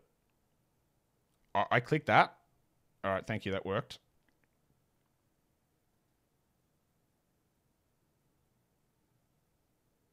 Ooh. Okay. 11 on Gobert. Helps the field goals. Hurts the free throws. Pushes my free throws to 76, which is not ideal, but field goals almost to 50, which I'm good with. Devin Vassell. Another one of those guys that, if he's a $12 or $13 player, that would work for me. Worried that we know who's going to be... Anunoby is going to have to be a target of mine. It's going too high here.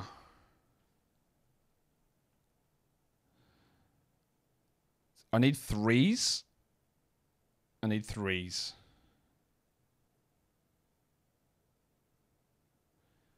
We've still got plenty of room for that. This is what? Devin Vassell going over $20. Okay. Again, look at the value. I got Bunkera for 22. Jalen Johnson went for 24. Jalen Williams went for 23. Siakam went for 19. Jaylen Brown went for 21. And we're Devin Vassell the same price. Bane 19. Zion 21. Wild valuations. That's just too high, I believe.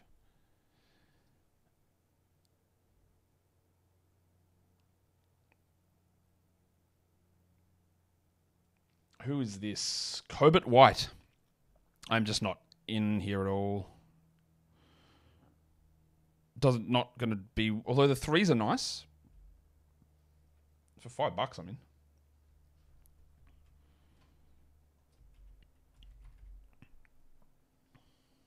We're up to 7. Okay.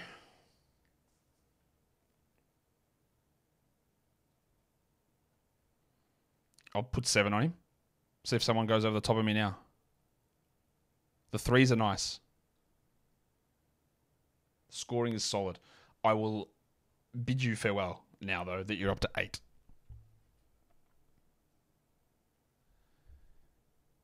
D-Mac just... Is he still here? He's up very early for this draft. Also, he's in Perth.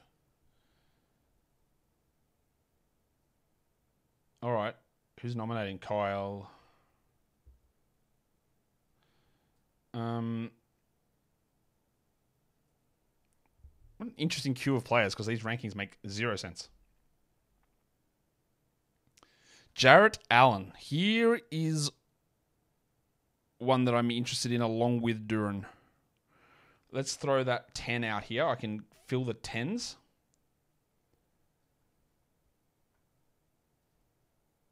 Oh, people have been saving them. D-Max still active. There he is. He chucked a bid in. 10 to 12 here, I think works. So I'm at $10 now. I'll go one more onto 12 and then probably back out. And then do my best on a Beal, Duran, Hartenstein grouping. I need OG as well. Is what I want. 13 for Jarrett Allen. D-Mac, you're back. You're in. Allen's block numbers dropped a lot last season. We're up to 14 on Jarrett Allen. I'm definitely out now. He goes for $14. That's okay. What is this ranking? Why is Jaden Ivey 72? What are these numbers? Cam Thomas, Zach Levine. Let's just throw him over here. What the fuck is these numbers? Trey Murphy. Ron Barrett is absolutely a decision for me. The Bucket, Johnny Kuminga. Ooh, Duran. Okay, so I've talked about Duran for a little bit of time here. How are people viewing him and his lack of blocks? Zubats is going to be the other one that I'm very, very interested in. That if I can't get this guy for 10 or 11, and I've still got a few $10 or $11 players sitting in my projections. I might be out here on Duran at 13. Not necessarily, though. I bid him on 13. I think that might be it for me. And then, like, I've got my Pirtles. I've got Zubatz's, Kessler. Might go to them later. 17. Why are we going so high on Jalen Duran? Not that it's so high, but it's high. 17. Jamal Murray went for 15. So he went for 16, ended up. All right, it's my bid next, by the way. This is Titus now. We'll see what Titus ends up doing. The Baptist, John Collins. I'm just out. I'm just not going to do it. I really have zero faith in what his role is on this team, on Utah at the moment. No faith at all. So you can deal with that however you want. $5. Someone's still only sitting at 3, D-Mac. And Dan obviously has only got 5 because he's got no money. So that's Collins at $5. And Eric's at 4 players because he chose Wemby. I've got 7. Not the most, though, because old mate Scott Caller's got 12 guys. And he's got $7 left. He has gotten value, but he's misbudgeted that. Because he's got 1 player left for $7, meaning that is not a streaming spot. That is a mid-ish round play. Now, you can get that and be a really strong team, but it doesn't give you any flexibility at all. So Michael Porter, that was me throwing him out there. I don't want the poop cookie here at all. Hopefully Scott takes him, boots out of the auction. He can go up to 7. But I think that is a situation where you've left just like you might have really good value, and I think you do, and your team's going to look really strong in projected sense. It's going to look awesome, actually. But you've got no flexibility. You're not dropping any of those players. Now, we can't do it now because he can't take, because Eric took him up to 7. Whereas, look at Raf. 7 $1 players left he's going for. Wow. Dan's basically at 7 $1 players as well. Well, he's 7 $1 players and a 2. It's more $1 players than I thought would be available. So Michael Porter goes for $8, which is actually, as much as I'm not a fan of Porter, that's actually pretty good. Let's hit one of these bigs, maybe. Ooh, Hartenstein. How heavy are people going on this? This is 10 at least. I think I'm going to get priced out of Hartenstein in a lot of drafts this season. I've grabbed him in a lot of the early mocks where people weren't valuing him the way that I was. That will change. And I think I'm going to, on any of my actual teams that aren't mocks, I will not end up with Hartenstein is my guess.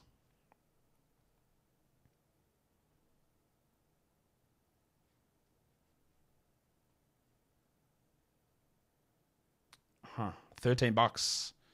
Kyle gets him. Good price.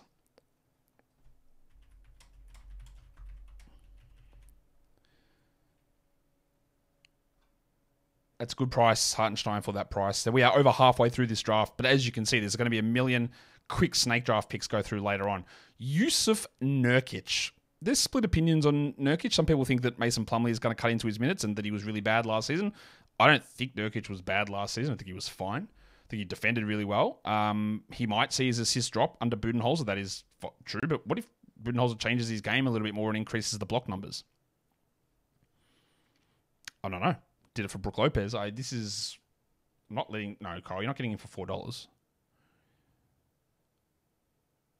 We're not letting this go at that price. Not at $6 either.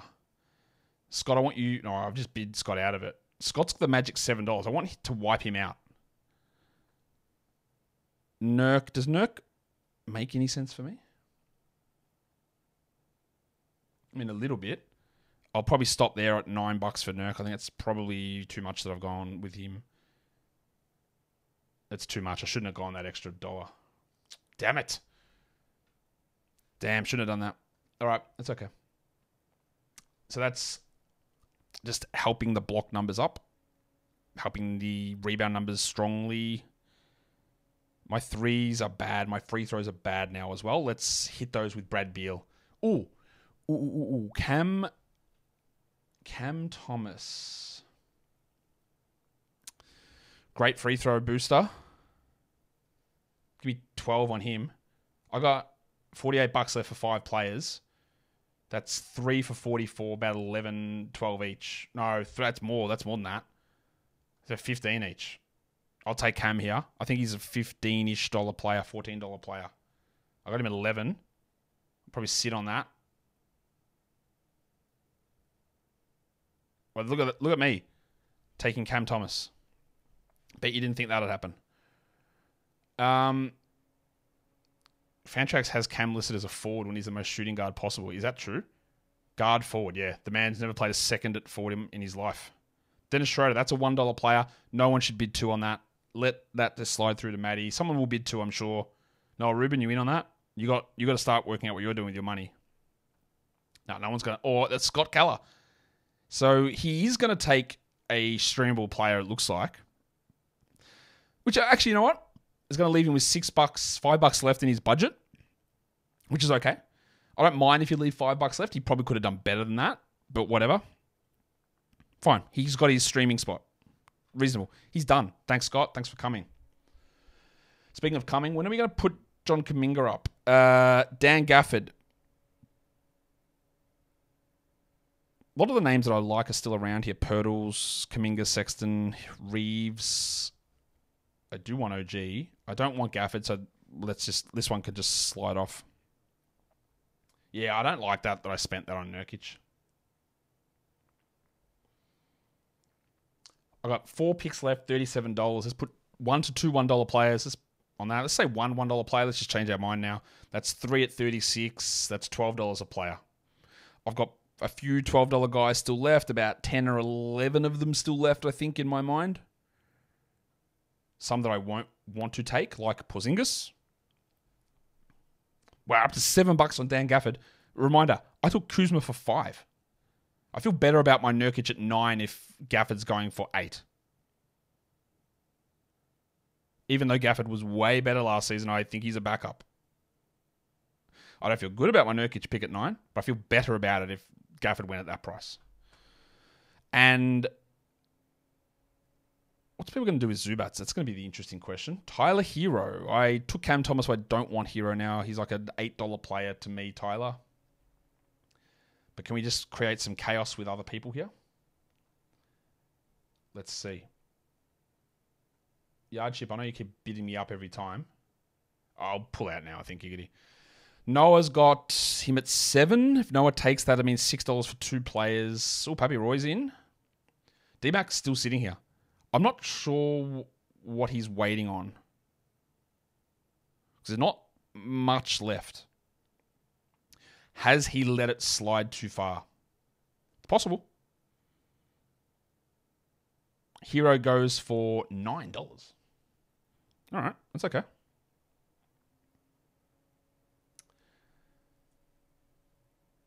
What's... Ooh, Bogdan Bogdanovic. $10 player. I think. Don't think I won't spend that on him, and I'm not targeting him here. Oh, where's OG?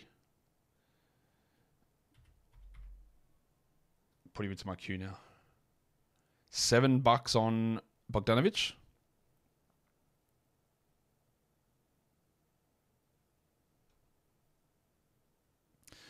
Beal is the one that I want, I think, next. Haven't loved how this has panned out for me. It's been okay. I won't say I've loved it, though.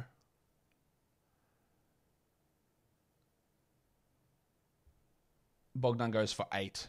Auctions are always really tough, especially when talking. I'm still spewing on that Haliburton miss.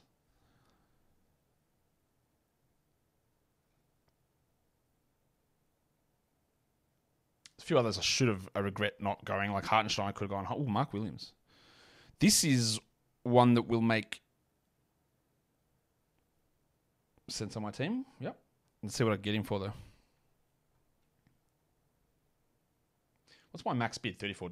So I can go like, what did I say I can go? Like $12 on a player. Not sure Mark is worth that. He's not far off, though. Get him for 10, I'm good. I've got enough boost in rebounds and assists to be okay with...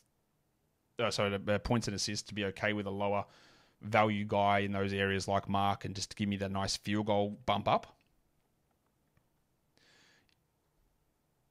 I'll take 14 on, like, obviously Fantasy Bible, DMAC, you're going up. Go to 15 if you want. Otherwise, you do go to 15, and that makes it... Now I've got a decision on my hands, and I will leave Mark Williams at 15, and you can have your 4th player finally.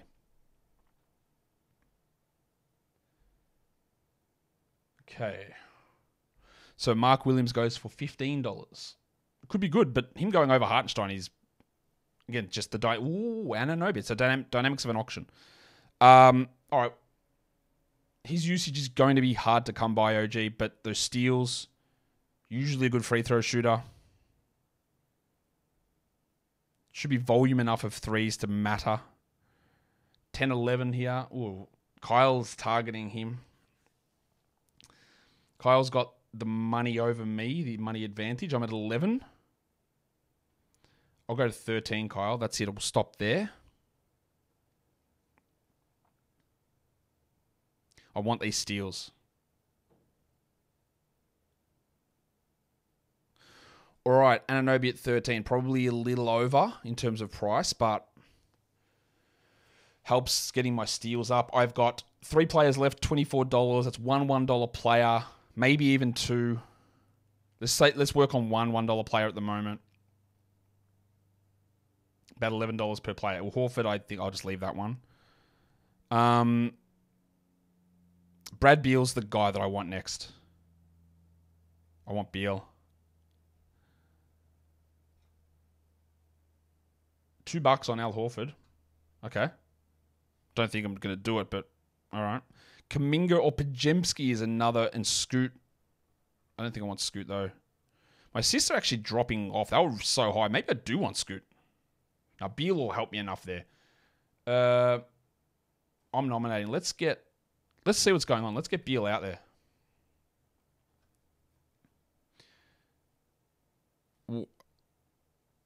I can go to 12 here on Beal, I think.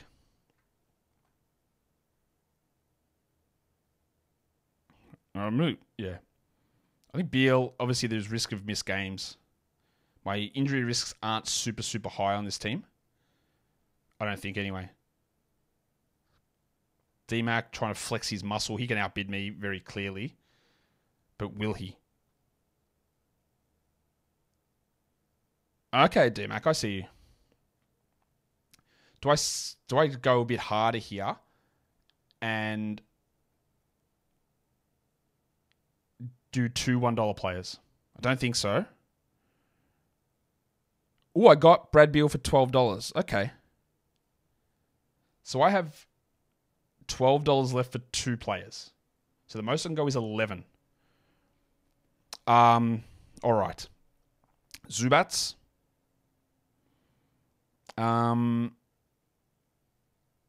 Who do I go for then? So this is Jabari Smith up here.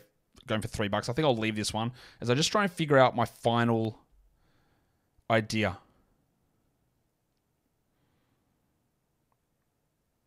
I think it's Kuminga. Kuminga or Barrett might be my last option here. I think it's Kuminga, though. So we're up to $11 on Jabari Smith. Okay. That's the same price I go bare for. So some I can look at and go, Nurkic, that's too high at $9, right? And Anunoby at 13, maybe too high. But Gobert 11, Kuzma at 5, Randall at 13. I'm good with those. So who was that? That was Jabari at 11 to Kyle. Now Stocky puts out Austin Reeves, who is not a bad look. $8. I've got 2 players left. Got $11 max bid. We want to spend that $11. If Reeves is sitting at $5, I can't. I don't want him, but I don't want to let that go through to the keeper like that. This is my last real selection. So I think it's Kuminga. Is it Pajemski? It's Kuminga that I want. But will Kuminga go for 11? I don't think he will. That's why I actually want Kuminga nominated now, so that I know that if I miss him, I can change my mind to somebody else. Not even change my mind, because my mind is changed for me. Change my target onto somebody else. Zach LaVine. He's worth the 11. Huge risk. Who knows where he's playing, or if he's playing, or what's going on, but also think there is some... why is he ranked 81? What is this ranking based on? I thought it was on last year's games total numbers. Very clearly not. So why is Ivy at 72? Why is Neesmith at 74? What the hell are these numbers? Why is Neesmith at 74? What the hell reverse world is this?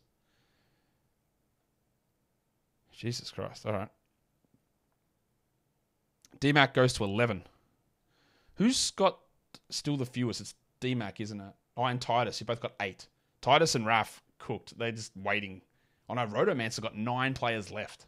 Eric, yeah. People are buying in on LaVine. Interesting, LaVine has gone for more than I got Bradley Beal for. More than I got Cam Thomas for. Interesting, $13 on LaVine. Okay. Again, prices mean something, but they don't in the end. Because we look at it and say, well, I've got this much left, I might as well just spend it. And that can change the valuations of guys. Stocky, 3 players left only with $11, so I've got more than him. Oh, that's true. We can both max bid at 11. Caruso, he's a good steals player, obviously, but I got OG for that role. I will be out on this. I want the bucket. Although I do... do I want Simons and his assist? Nah, give me Anf Simons, actually. Changing of my idea, because my assists have dropped to a level that I don't like. So let's get Simons there. Or is there another player? Maybe it is Scoot. Maybe it's Keontae. Thought I had it sorted what I was doing, but evidently not. What Kuminga average assist-wise? 3.5. Not enough. Not enough.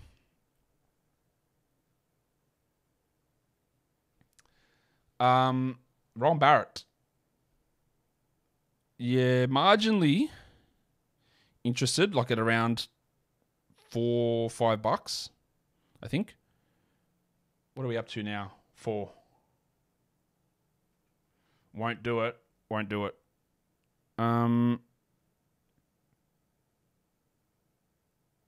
Yeah.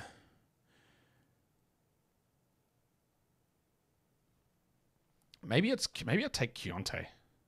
Dyson Daniels. That's a good $1 option there for you, Noah. No one's going to let that through.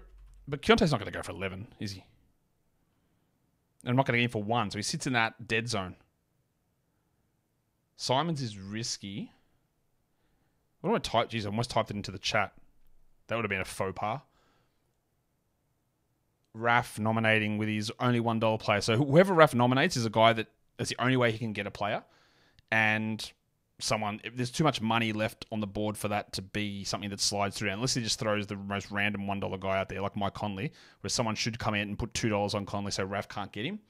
That's another tough part at auctions. When you're sitting at a spot like RAF and you can only do $1 bids, you got to work out, when do I throw the guy out that I want? Because if I throw the guy out that I want early, everyone can just overbid and I don't get him. If I throw a guy out that I don't want and then no one bids, I'm stuck with the guy I don't want. So he threw out Conley and he got him. So actually that worked. Assuming he wanted Conley, that strategy actually worked out. But someone could have come in and gone $2 on him. And then Raf can't get him, obviously. Okay, Roto Kyle. Boys, can we get this out in 15 minutes? Finish it off. Probably not, I'm guessing. Probably not. Pajemski. I am interested. I'm not going to do it, though. I mean, I'm bidding, but I'm not going up to my $11 zone. This is why I need Simons out there so I can calibrate what I'm up to. Just adjust myself in the chair. What did pods go for? $7. Pretty good, Kyle. I like that. We are down. Who's got the most money left? Eric's got $39. Pappy Roy's got $47. D-Max got $39. Draymond Green. He should be about an $8, $9 guy. He almost definitely won't be. He's sitting at $1.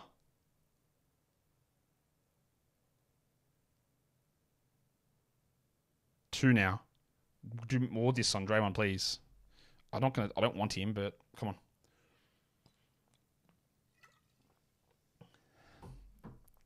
Wow, he went for $2.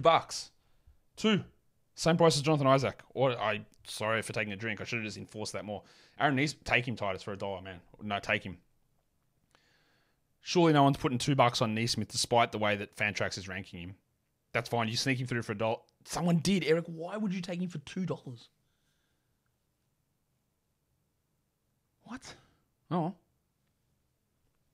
To each their own. Surely no one's going above 2. Yep. Well, at least you got another player, Eric. Oh, my turn to nominate. All right, let's just see what happens with Simons. Because if I don't get him, I'm reassessing what I'm doing. I can go up to 11.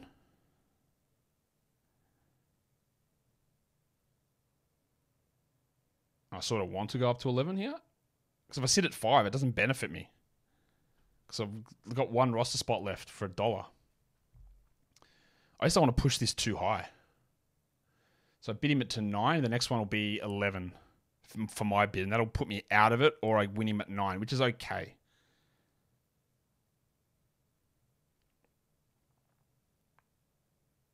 All right, Simon's at $9. So I've got one spot left for 3. Now, ideally, this would be like a $1 player that I slide through. But we'll see. Like, if I get Keontae George for $3, I'm happy with it. Colin Sexton, I'll throw 3 on him. I'm just going to throw 3 on guys that I think are worth it now. Even though the value of having I'm out now. The value of having a streaming spot is high. Like, if I got Sexton at 3, I would deal with that somehow. I'd find a way to sneak guys through onto IL or whatever. Like Randall's got an IL tag at the moment. Sexton goes for 4. That is, yeah. Look, I didn't like you taking Neesmith for 2, Eric, but Sexo at 4 is nice value. I think Pappy Roy may have left too much money. I think D-Mac maybe has too much money left as well. We'll see how they deal with it here. Obviously can't say that for Raf and Titus because they got $1 per player left. Herb Jones. Chris Middleton, another one who's left that is going to be interesting to see how the others all value him. Like, could I slide Zubats through at $3, do I think? Bloody hope so. $4 on Herb Jones. Okay, so Eric obviously just weirdly, like, he took Wemby and now he's almost 100% punting points here. White punt points, Caruso punt points, Holmgren punt points. I'll take Kessler at $2. Daniels punt points. Sexton's not. Okay. Jones punt points. Almost definitely punting points. Even though some players don't 100% fit that. I tried to see if I could get Kessler for $3. I can't. So everyone's taken at least 5 players now, I believe. Yeah, because D-Mac and Titus got 8 to go. Noah's still got 2 to go as well.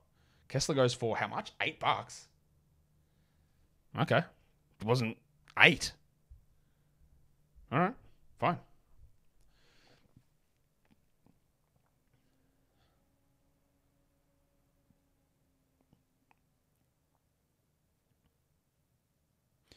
In the end, like, my team, I've got one pick to go, but this is like a streaming spot. Jaden Ivey, take him for $1, my guy. My percentages, 48 and 78. That's not like dominating. It's not going to win every week. It's also not going to lose every week. It's in the middle, I think. It's a okay area that variance sits okay with me. Decent enough base to deal with that, I think. Jaden Ivey for $1. Cool. Matty G's got plenty of space, though. Like, he's got... That's interesting. Valanciunas. I'll take 3 on JV, will I? No, I won't. No, I don't want that, actually. You can't wind it back in an auction, mate. They had a call. Well, maybe you can. We'll see what Kingy does. I don't think he will, though. Especially when we're into bidding the next guy. That's really hard to do. We'll see what Kingy decides. I'm not running this one. Kingy is. I don't think it can't do it now. Valanciunas went for $3. I could have got him for 3. Didn't really want it. Is there any shot I get Kuminga for 3 or Trey Murphy for 3? Or Porzingis for 3? I'll get Porzingis for 3. Let's see. I got my $3. My last pick. Everyone just leave that alone for me. Then that's an IL stash. Then it opens up streaming. All right, there you go. Kristaps Porzingis, $3. That's it. That's my team done. That was, to me, wasn't the guy that I was really looking at. Noah Clowney, that's a good $1 pick, Raf. Someone just throw 2 on that, please. So I can just sit here and watch now. So the Porzingis one, again, not one that I was looking to do.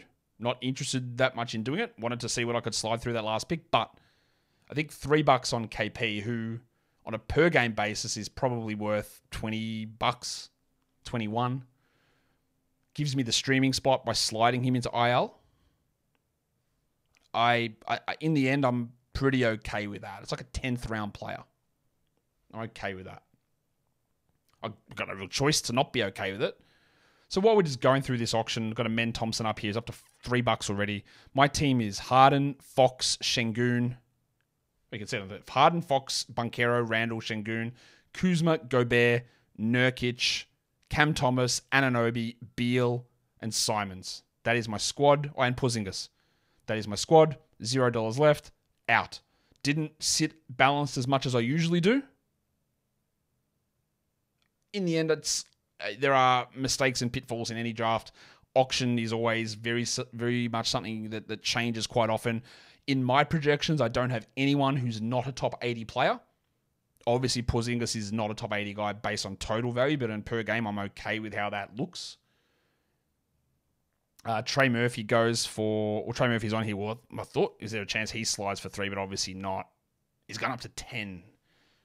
11. All right, people got too much money around now, obviously, and they're just throwing extras out here. Again, I always, you look at stuff and you go, A, how did my team go? How did I perform? And then I go, B, how much shit is people going to give me in the comments of YouTube or whatever, or what a useless draft, you're a terrible man, you don't know what you're doing. Yeah, and then I look and go, okay, I'm okay when I get Gobert for 11 and Trey Murphy sits at 19. Or when Kuzma goes for 5 or Cam Thomas goes for 11, as much as I like Trey Murphy, or Julius Randle sits at 13. And I've got Trey Murphy going for $19, about the same price as Paulo Banchero. Like, I'm okay with some of those pricings that I ended up with. They're not perfect. Nothing's perfect there. But see, I think, Pappy Roy got him for 19, which is, again, Trey Murphy is good and I really like him. I think part of the, not problem necessarily, is that he might have waited a little bit too long, so had extra money, so he just chucks it out on them, which is okay as well.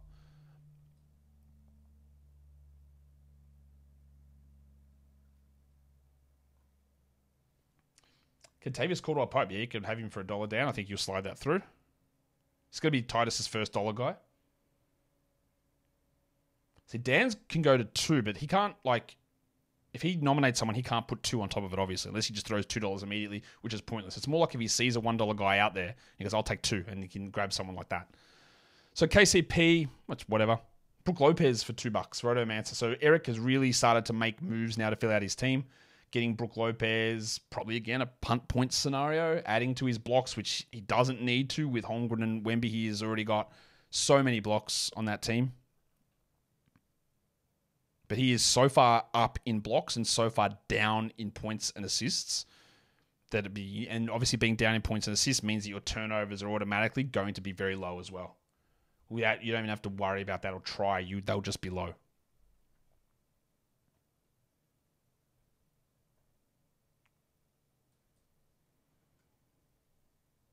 Okay.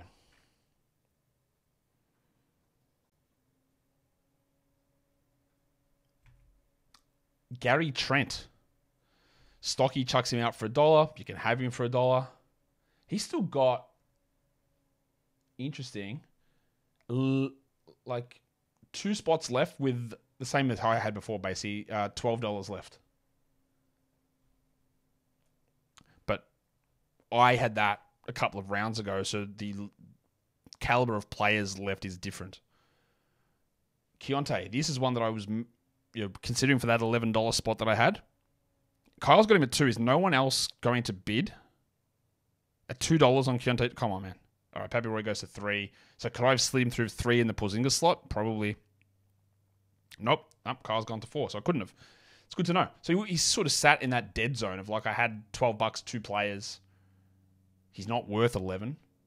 I couldn't have got him for 1. Matty G nomination time. He's still got 6 to fill. Titus got 7. D-Mac 8 still. Wow. All right.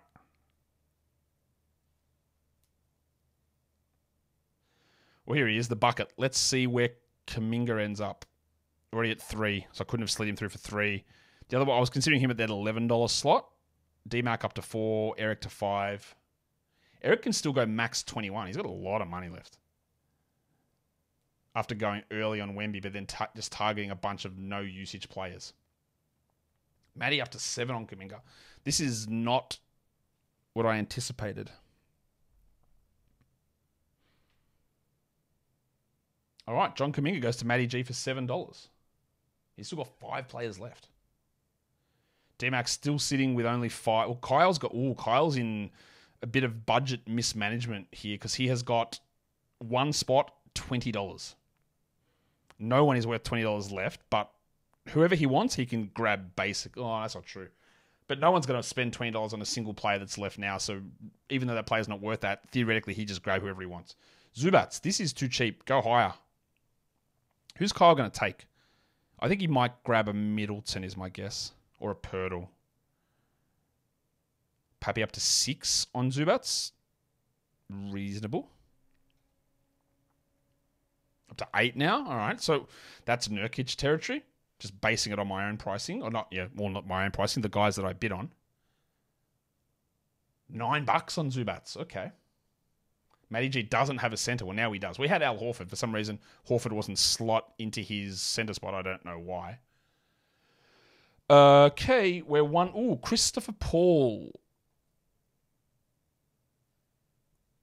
Okay. This is like $2, $3. We know the risk. We know the age. I think he plays more minutes than last season.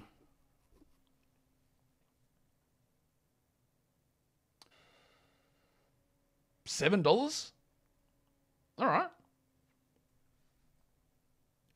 Okay. $7 it is.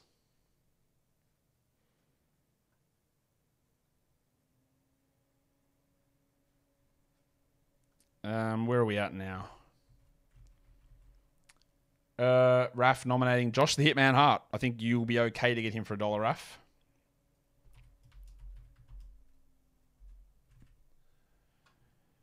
Pretty sure no one else is going for 2 on him. No, D-Mac chucks a 2 on Josh Hart. I just don't really see the value in Josh Hart this season unless stuff happens. Interestingly, a couple of really interesting players still left. Onyeka Okongwu's still there. Derek Lively's still there. Andrew Wiggins still there.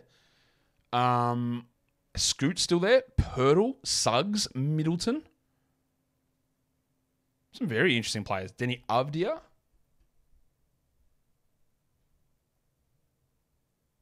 Jalen Suggs is another interesting player right here. So Kyle's got him at 1. Eric took him for 2.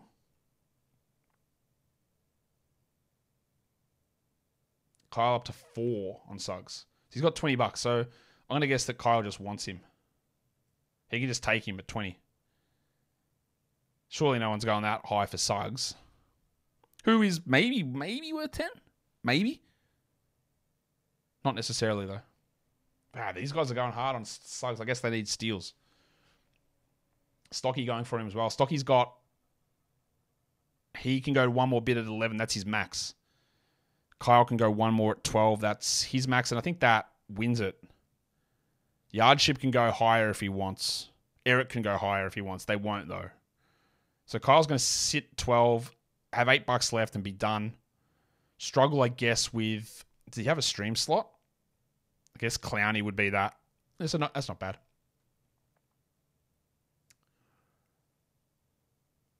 So he's out. He had $8 left. Jakob Pertl. Titus throws the $2 on him. You will not get him for $2, Dan. Good try, though. I appreciate the effort.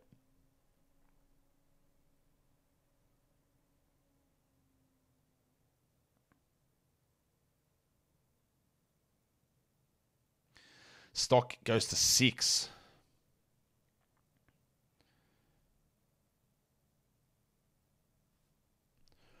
DMAC up to 7 on Pertl. These prices are reasonable. I've got no problem with it. I think it's fine. I think it makes sense. There's no money really left in this room here.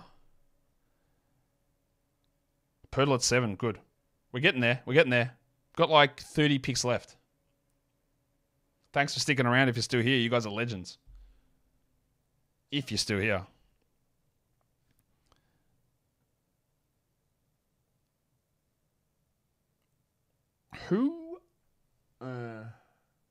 Who's got the most left? Titus, 7. Asar Thompson he nominates. He'll get him for $1, I'm guessing, because I don't think anyone's jumped. Well, Raf can't, and no one else is really in that $1 mode yet. So Titus gets Asar for $1. So he's got KCP and Asar as his two $1 guys. This is where auction really is different, because look at this. So Titus' 6th best player is Kentavious Caldwell-Pope, and his 7th best is Asar Thompson. That would never happen in a snake draft. But his top end is Giannis, Luka, Steph, all arguable first-round players. Mikhail and LeBron. Chris Middleton at $2. Surely someone has money to go above that. DMAC, you have got money. Please don't. Matty G, you've got money. We're not letting Middleton go that cheaply.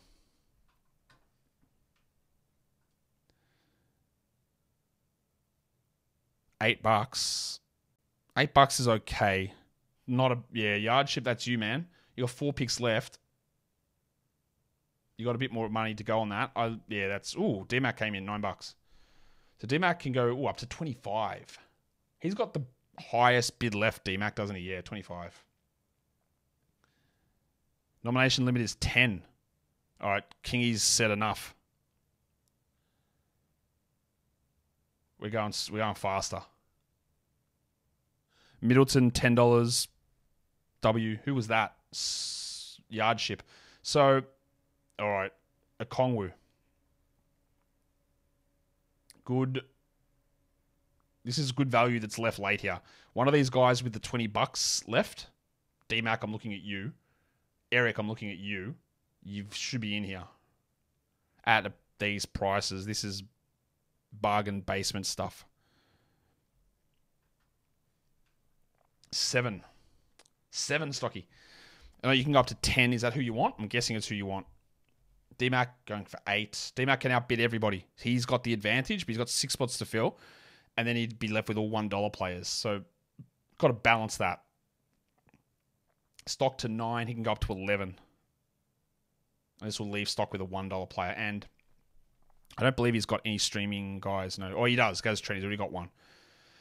So, so he's going to leave. So, Stock is up to 11 on a Okongwu, and that means he's going to be left with 2 $1 players if that goes through. It does go through. All right, so he's got one $1 player left. So, it's him, Titus, and Raf, who are in $1 mode now. Pappy Roy's got 1 player left, $4. Noah's got 2 players left, $4. The Big Ragu, DiVincenzo up here. Eric's got 3 players with $23 left. So I think a few of these guys may have missed. We'll see how it ends up. I think Eric and DMAC may have missed time the run. Yardship possibly as well. I need to see who Yardship is. Apologies, I don't even know what that name is. Maybe it's the other Menace Podman guy.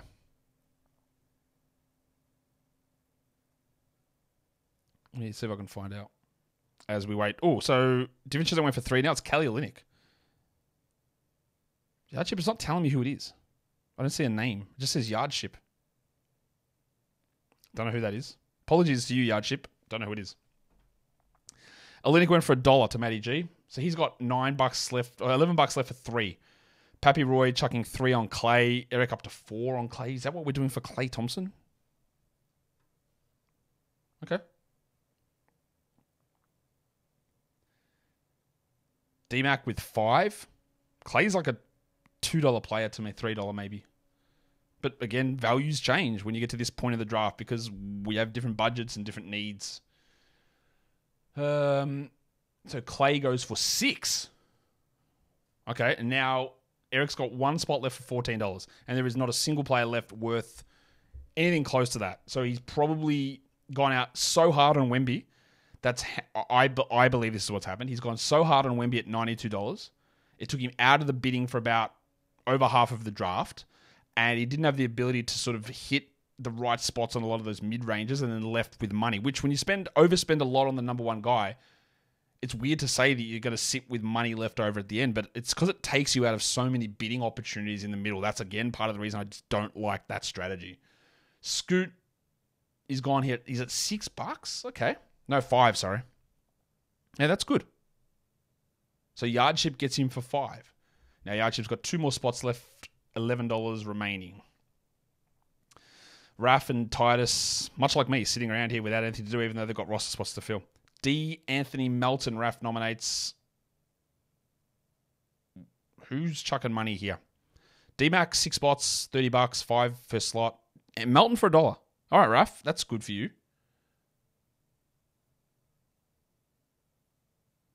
We're winding down.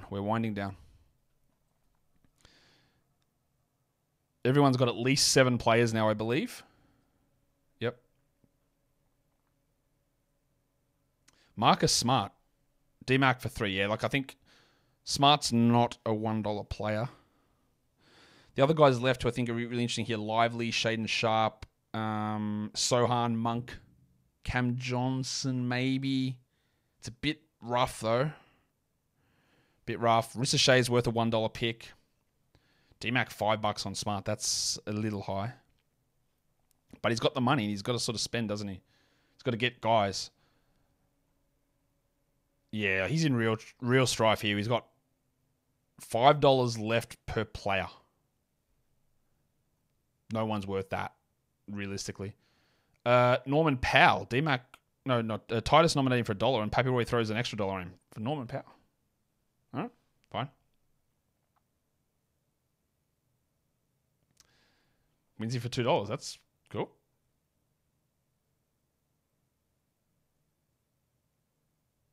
Taylor Hendricks, Yardship. Let's get $1 on that.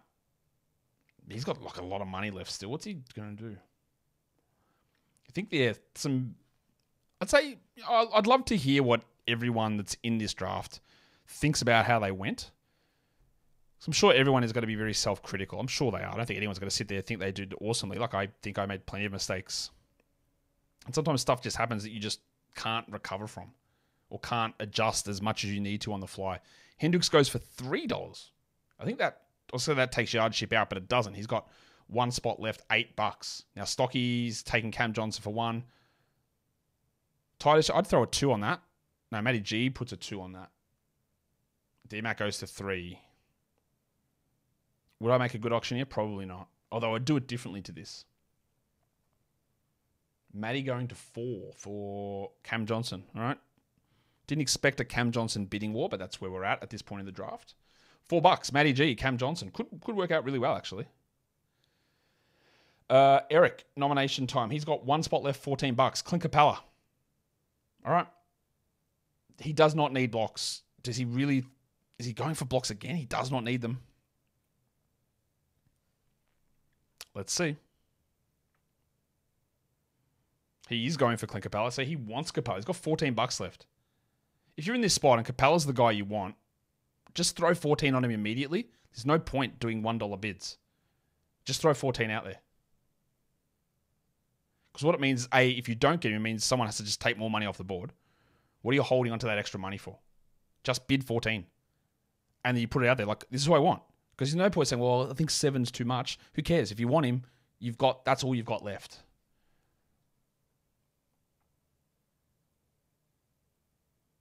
And then it stops dragging it out for everyone else. D-Mac at 10. Because like if he puts it out and then says 410, D-Mac goes, actually want him, I get 15. Whereas now if Eric pulls out, D-Mac gets him at 10. Like what's the point of that? You could have taken $5 extra off him. Well, that's what he did. I don't know. That's just not how I would approach that. But whatever. So Capella for $11. Same price that I got Rudy Gobert for. Again, markets are different. Auctions are weird. Things change when people have misbudgeted or made decisions in different directions and you can find values or pay too much at certain spots. It's weird. It's very weird. Jackson Davis, the big fella, Trace. D-Mac's gone to 3. D-Mac can go... still got $25 of 5 players. So he gets $3 on Trace, which I like. I do like it. We're getting towards the end, really close now. 135, got 21 picks to go. Noel Rubin, I just saw you nominate someone. I have not heard or mentioned your name in 10 years. So it takes Derek Lively. He can only go up to $3, Noah. Dan throws 2, D-Mac throws 3. D-Mac can just outbid everybody still, I believe. Yeah, 19 he maxes at. So you got to look at what everyone else's max is, right, if you're D-Mac. So he just got Lively for 3, but everyone else's max, we've got Yardship at 8. That's the next highest. Yes. So D-Mac can go to 17, but if he throws 9, he just gets who he wants. So Zach Edey was thrown out by Raf. Noel Rubin says, I'll take him for 2. Everyone else, apart from Raf, can overdo that, but they didn't. So now Rubin is left with 1 pick and $2. And realistically, these sort of guys like Edey and probably even Lively are probably $1 players, but they're just going a little bit higher because of the environment, the money environment, the budgetary situation. D-Mac throws out Avdia. Again, if he throws 9 on him, he gets him. If he wants him, D-Mac, if you don't have to, obviously, because you've got multiple players to still pick, so the more you save, the better it is, I guess. But that is your max. So he gets him for 3. So now he's got $15 left for 2, or 16 for 2 spots. And the most that anyone can bid is 8 Yardship still. So you can take a 9 and a 7 if you wanted. Grayson Allen, I do not do more than $1 on that. Let Titus have him for $1.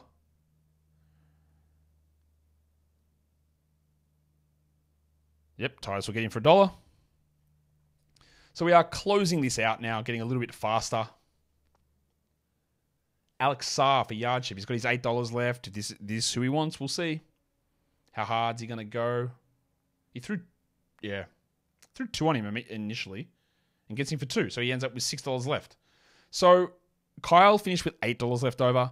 Scott finished with 5. Pappy Roy with 2. Yardship with 6. And Eric with 3. I'm the only person who used all my money so far, which usually I don't. I don't always spend right down to the dollar. Sometimes I'll have $3, $4 left. But I'm the only one who spent it all, which is interesting. PJ Washington, Stocky throws out. Matty G bids him up to 3. Stocky can only do $1. So Matty gets PJ for 3. He's got $4 left for 1 pick. Tyus Jones. D-Mac's still in the box seat. He can do what he wants here. The highest bid left is $4. So if he wants him, he just puts 5 on him, which with $16 left, he has D-Mac, you don't need to bid. Just put 5 on and you've won him. That's it. No one else can do that anymore. Just take 5 and it's over. Although he's had 4. And got him. So he's got $12 left for 1 player. So he's obviously going to be left with quite a bit of extra cash that you can't do anything with. Jez Grant, Noel Rubin throws out there. He can't go up to 2 on that. Raf can't bid on that. Titus can. D-Mac can. So Titus throws the 2 and Matty G can. Not many players left who can actually throw bids out.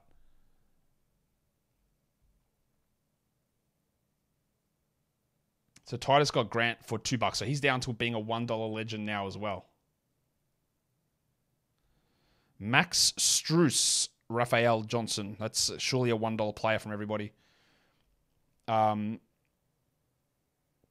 let that one go through for $1. So Matty G's got 4, D-Mac's got 12, and then Noah's got 2. So 3 players who can still outbid. And obviously D-Mac can outbid anybody. If D-Mac gets around to nominations, it's now. Just if you want this player, if you put $5 on him, you've got him. D-Mac, if you want him, just put $5 on him. Just throw fight. You can't do anything. Am I misreading this? Just put $5 on him if you want him.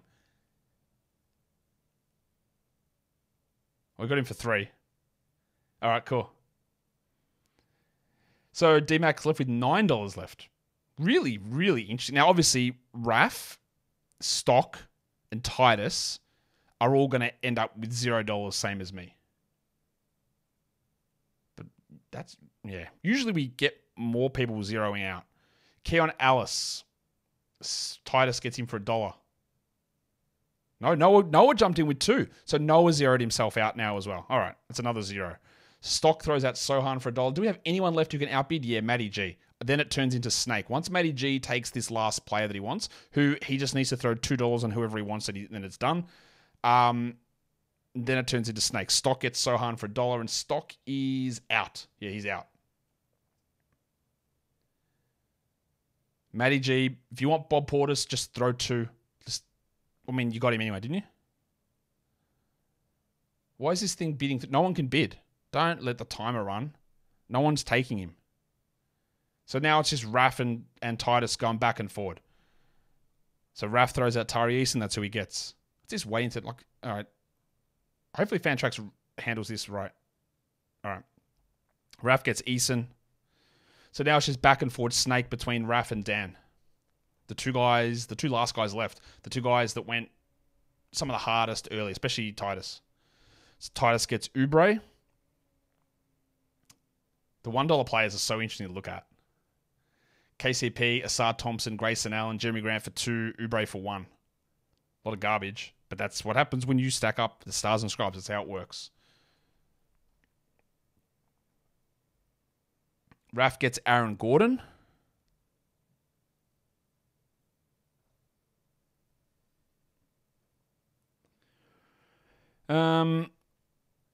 It's got to be only like a handful of picks left. Yeah, 5 left. Mitch Robinson goes to Titus. That's a really good pick for $1. He is just buried on draft boards, and I'm not really sure. I'm not that I'm super, super high on him, but he is buried. 200 ranked here for some God knows what reason. So Titus gets him for $1. Now Raf's got 2 left. Dan's got 2 left. Malik Monk for $1 is pretty strong work, I think. That's really good. I would be looking at Andy Wiggins here. I'd be considering like Ricochet. I'd be always looking to take Dick in this area. I would... who else would I look at? Westbrook, maybe? Clarkson, right? Not on my board, but Dan takes Clarkson after Monk goes. What was really interesting here in the projected standings on Basketball Monster, because the way the projected standings update on our draft tracker is that everyone has to have equal amount of players. So like I could have 10 players and the lowest only has 3, but it only then judges off the top 3 players. So I was sitting at the bottom of projected standings all the way through. All the way through 10 rounds I was at the bottom. Now we're 11 through and I'm up to 4th. So just because my depth is super strong on this team. So after Clarkson goes Buddy Hield, and that is Raf out of here, and then Andre Drummond, the final pick. Drummo, the final pick from Titus. We'll just wait for that to round itself out. And that is the auction draft over.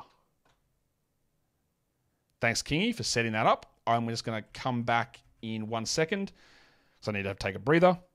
But that is the auction mock done.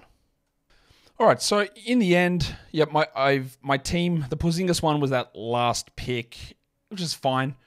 Otherwise, I'm all sitting at like top 80 value, I think, with my team. I'm still a little bit weak in my steals. I'd like to get more of those there. My percentages are very iffy. I've got, they're in that variance zone, the old VZ, but I'm really happy with my points. My rebounds and my assists don't really have much variance in those. I think my threes are okay. They're pretty good. I think I match up well against most teams, except I don't love how I match up against Yardship's team. I don't love how I match up against Rotomancer's team, Eric's team. And then Stocky's team, I'm probably at a slight disadvantage against him as well. Otherwise, I'm sort of sitting in that top 4, top 5 zone, mid-pack area, which in the end, I'm okay with. Not great. Not the best draft that I've done. The first auction I've done, some iffy things, obviously. A weird one that went, as they all do, in different directions. But if you want to see more auction mock drafts, you just got to go hit that thumb on the YouTube video and follow on the audio side. That'll take a long time, but we got there. Guys, we are done here. Thank you so much for listening, everyone. See ya.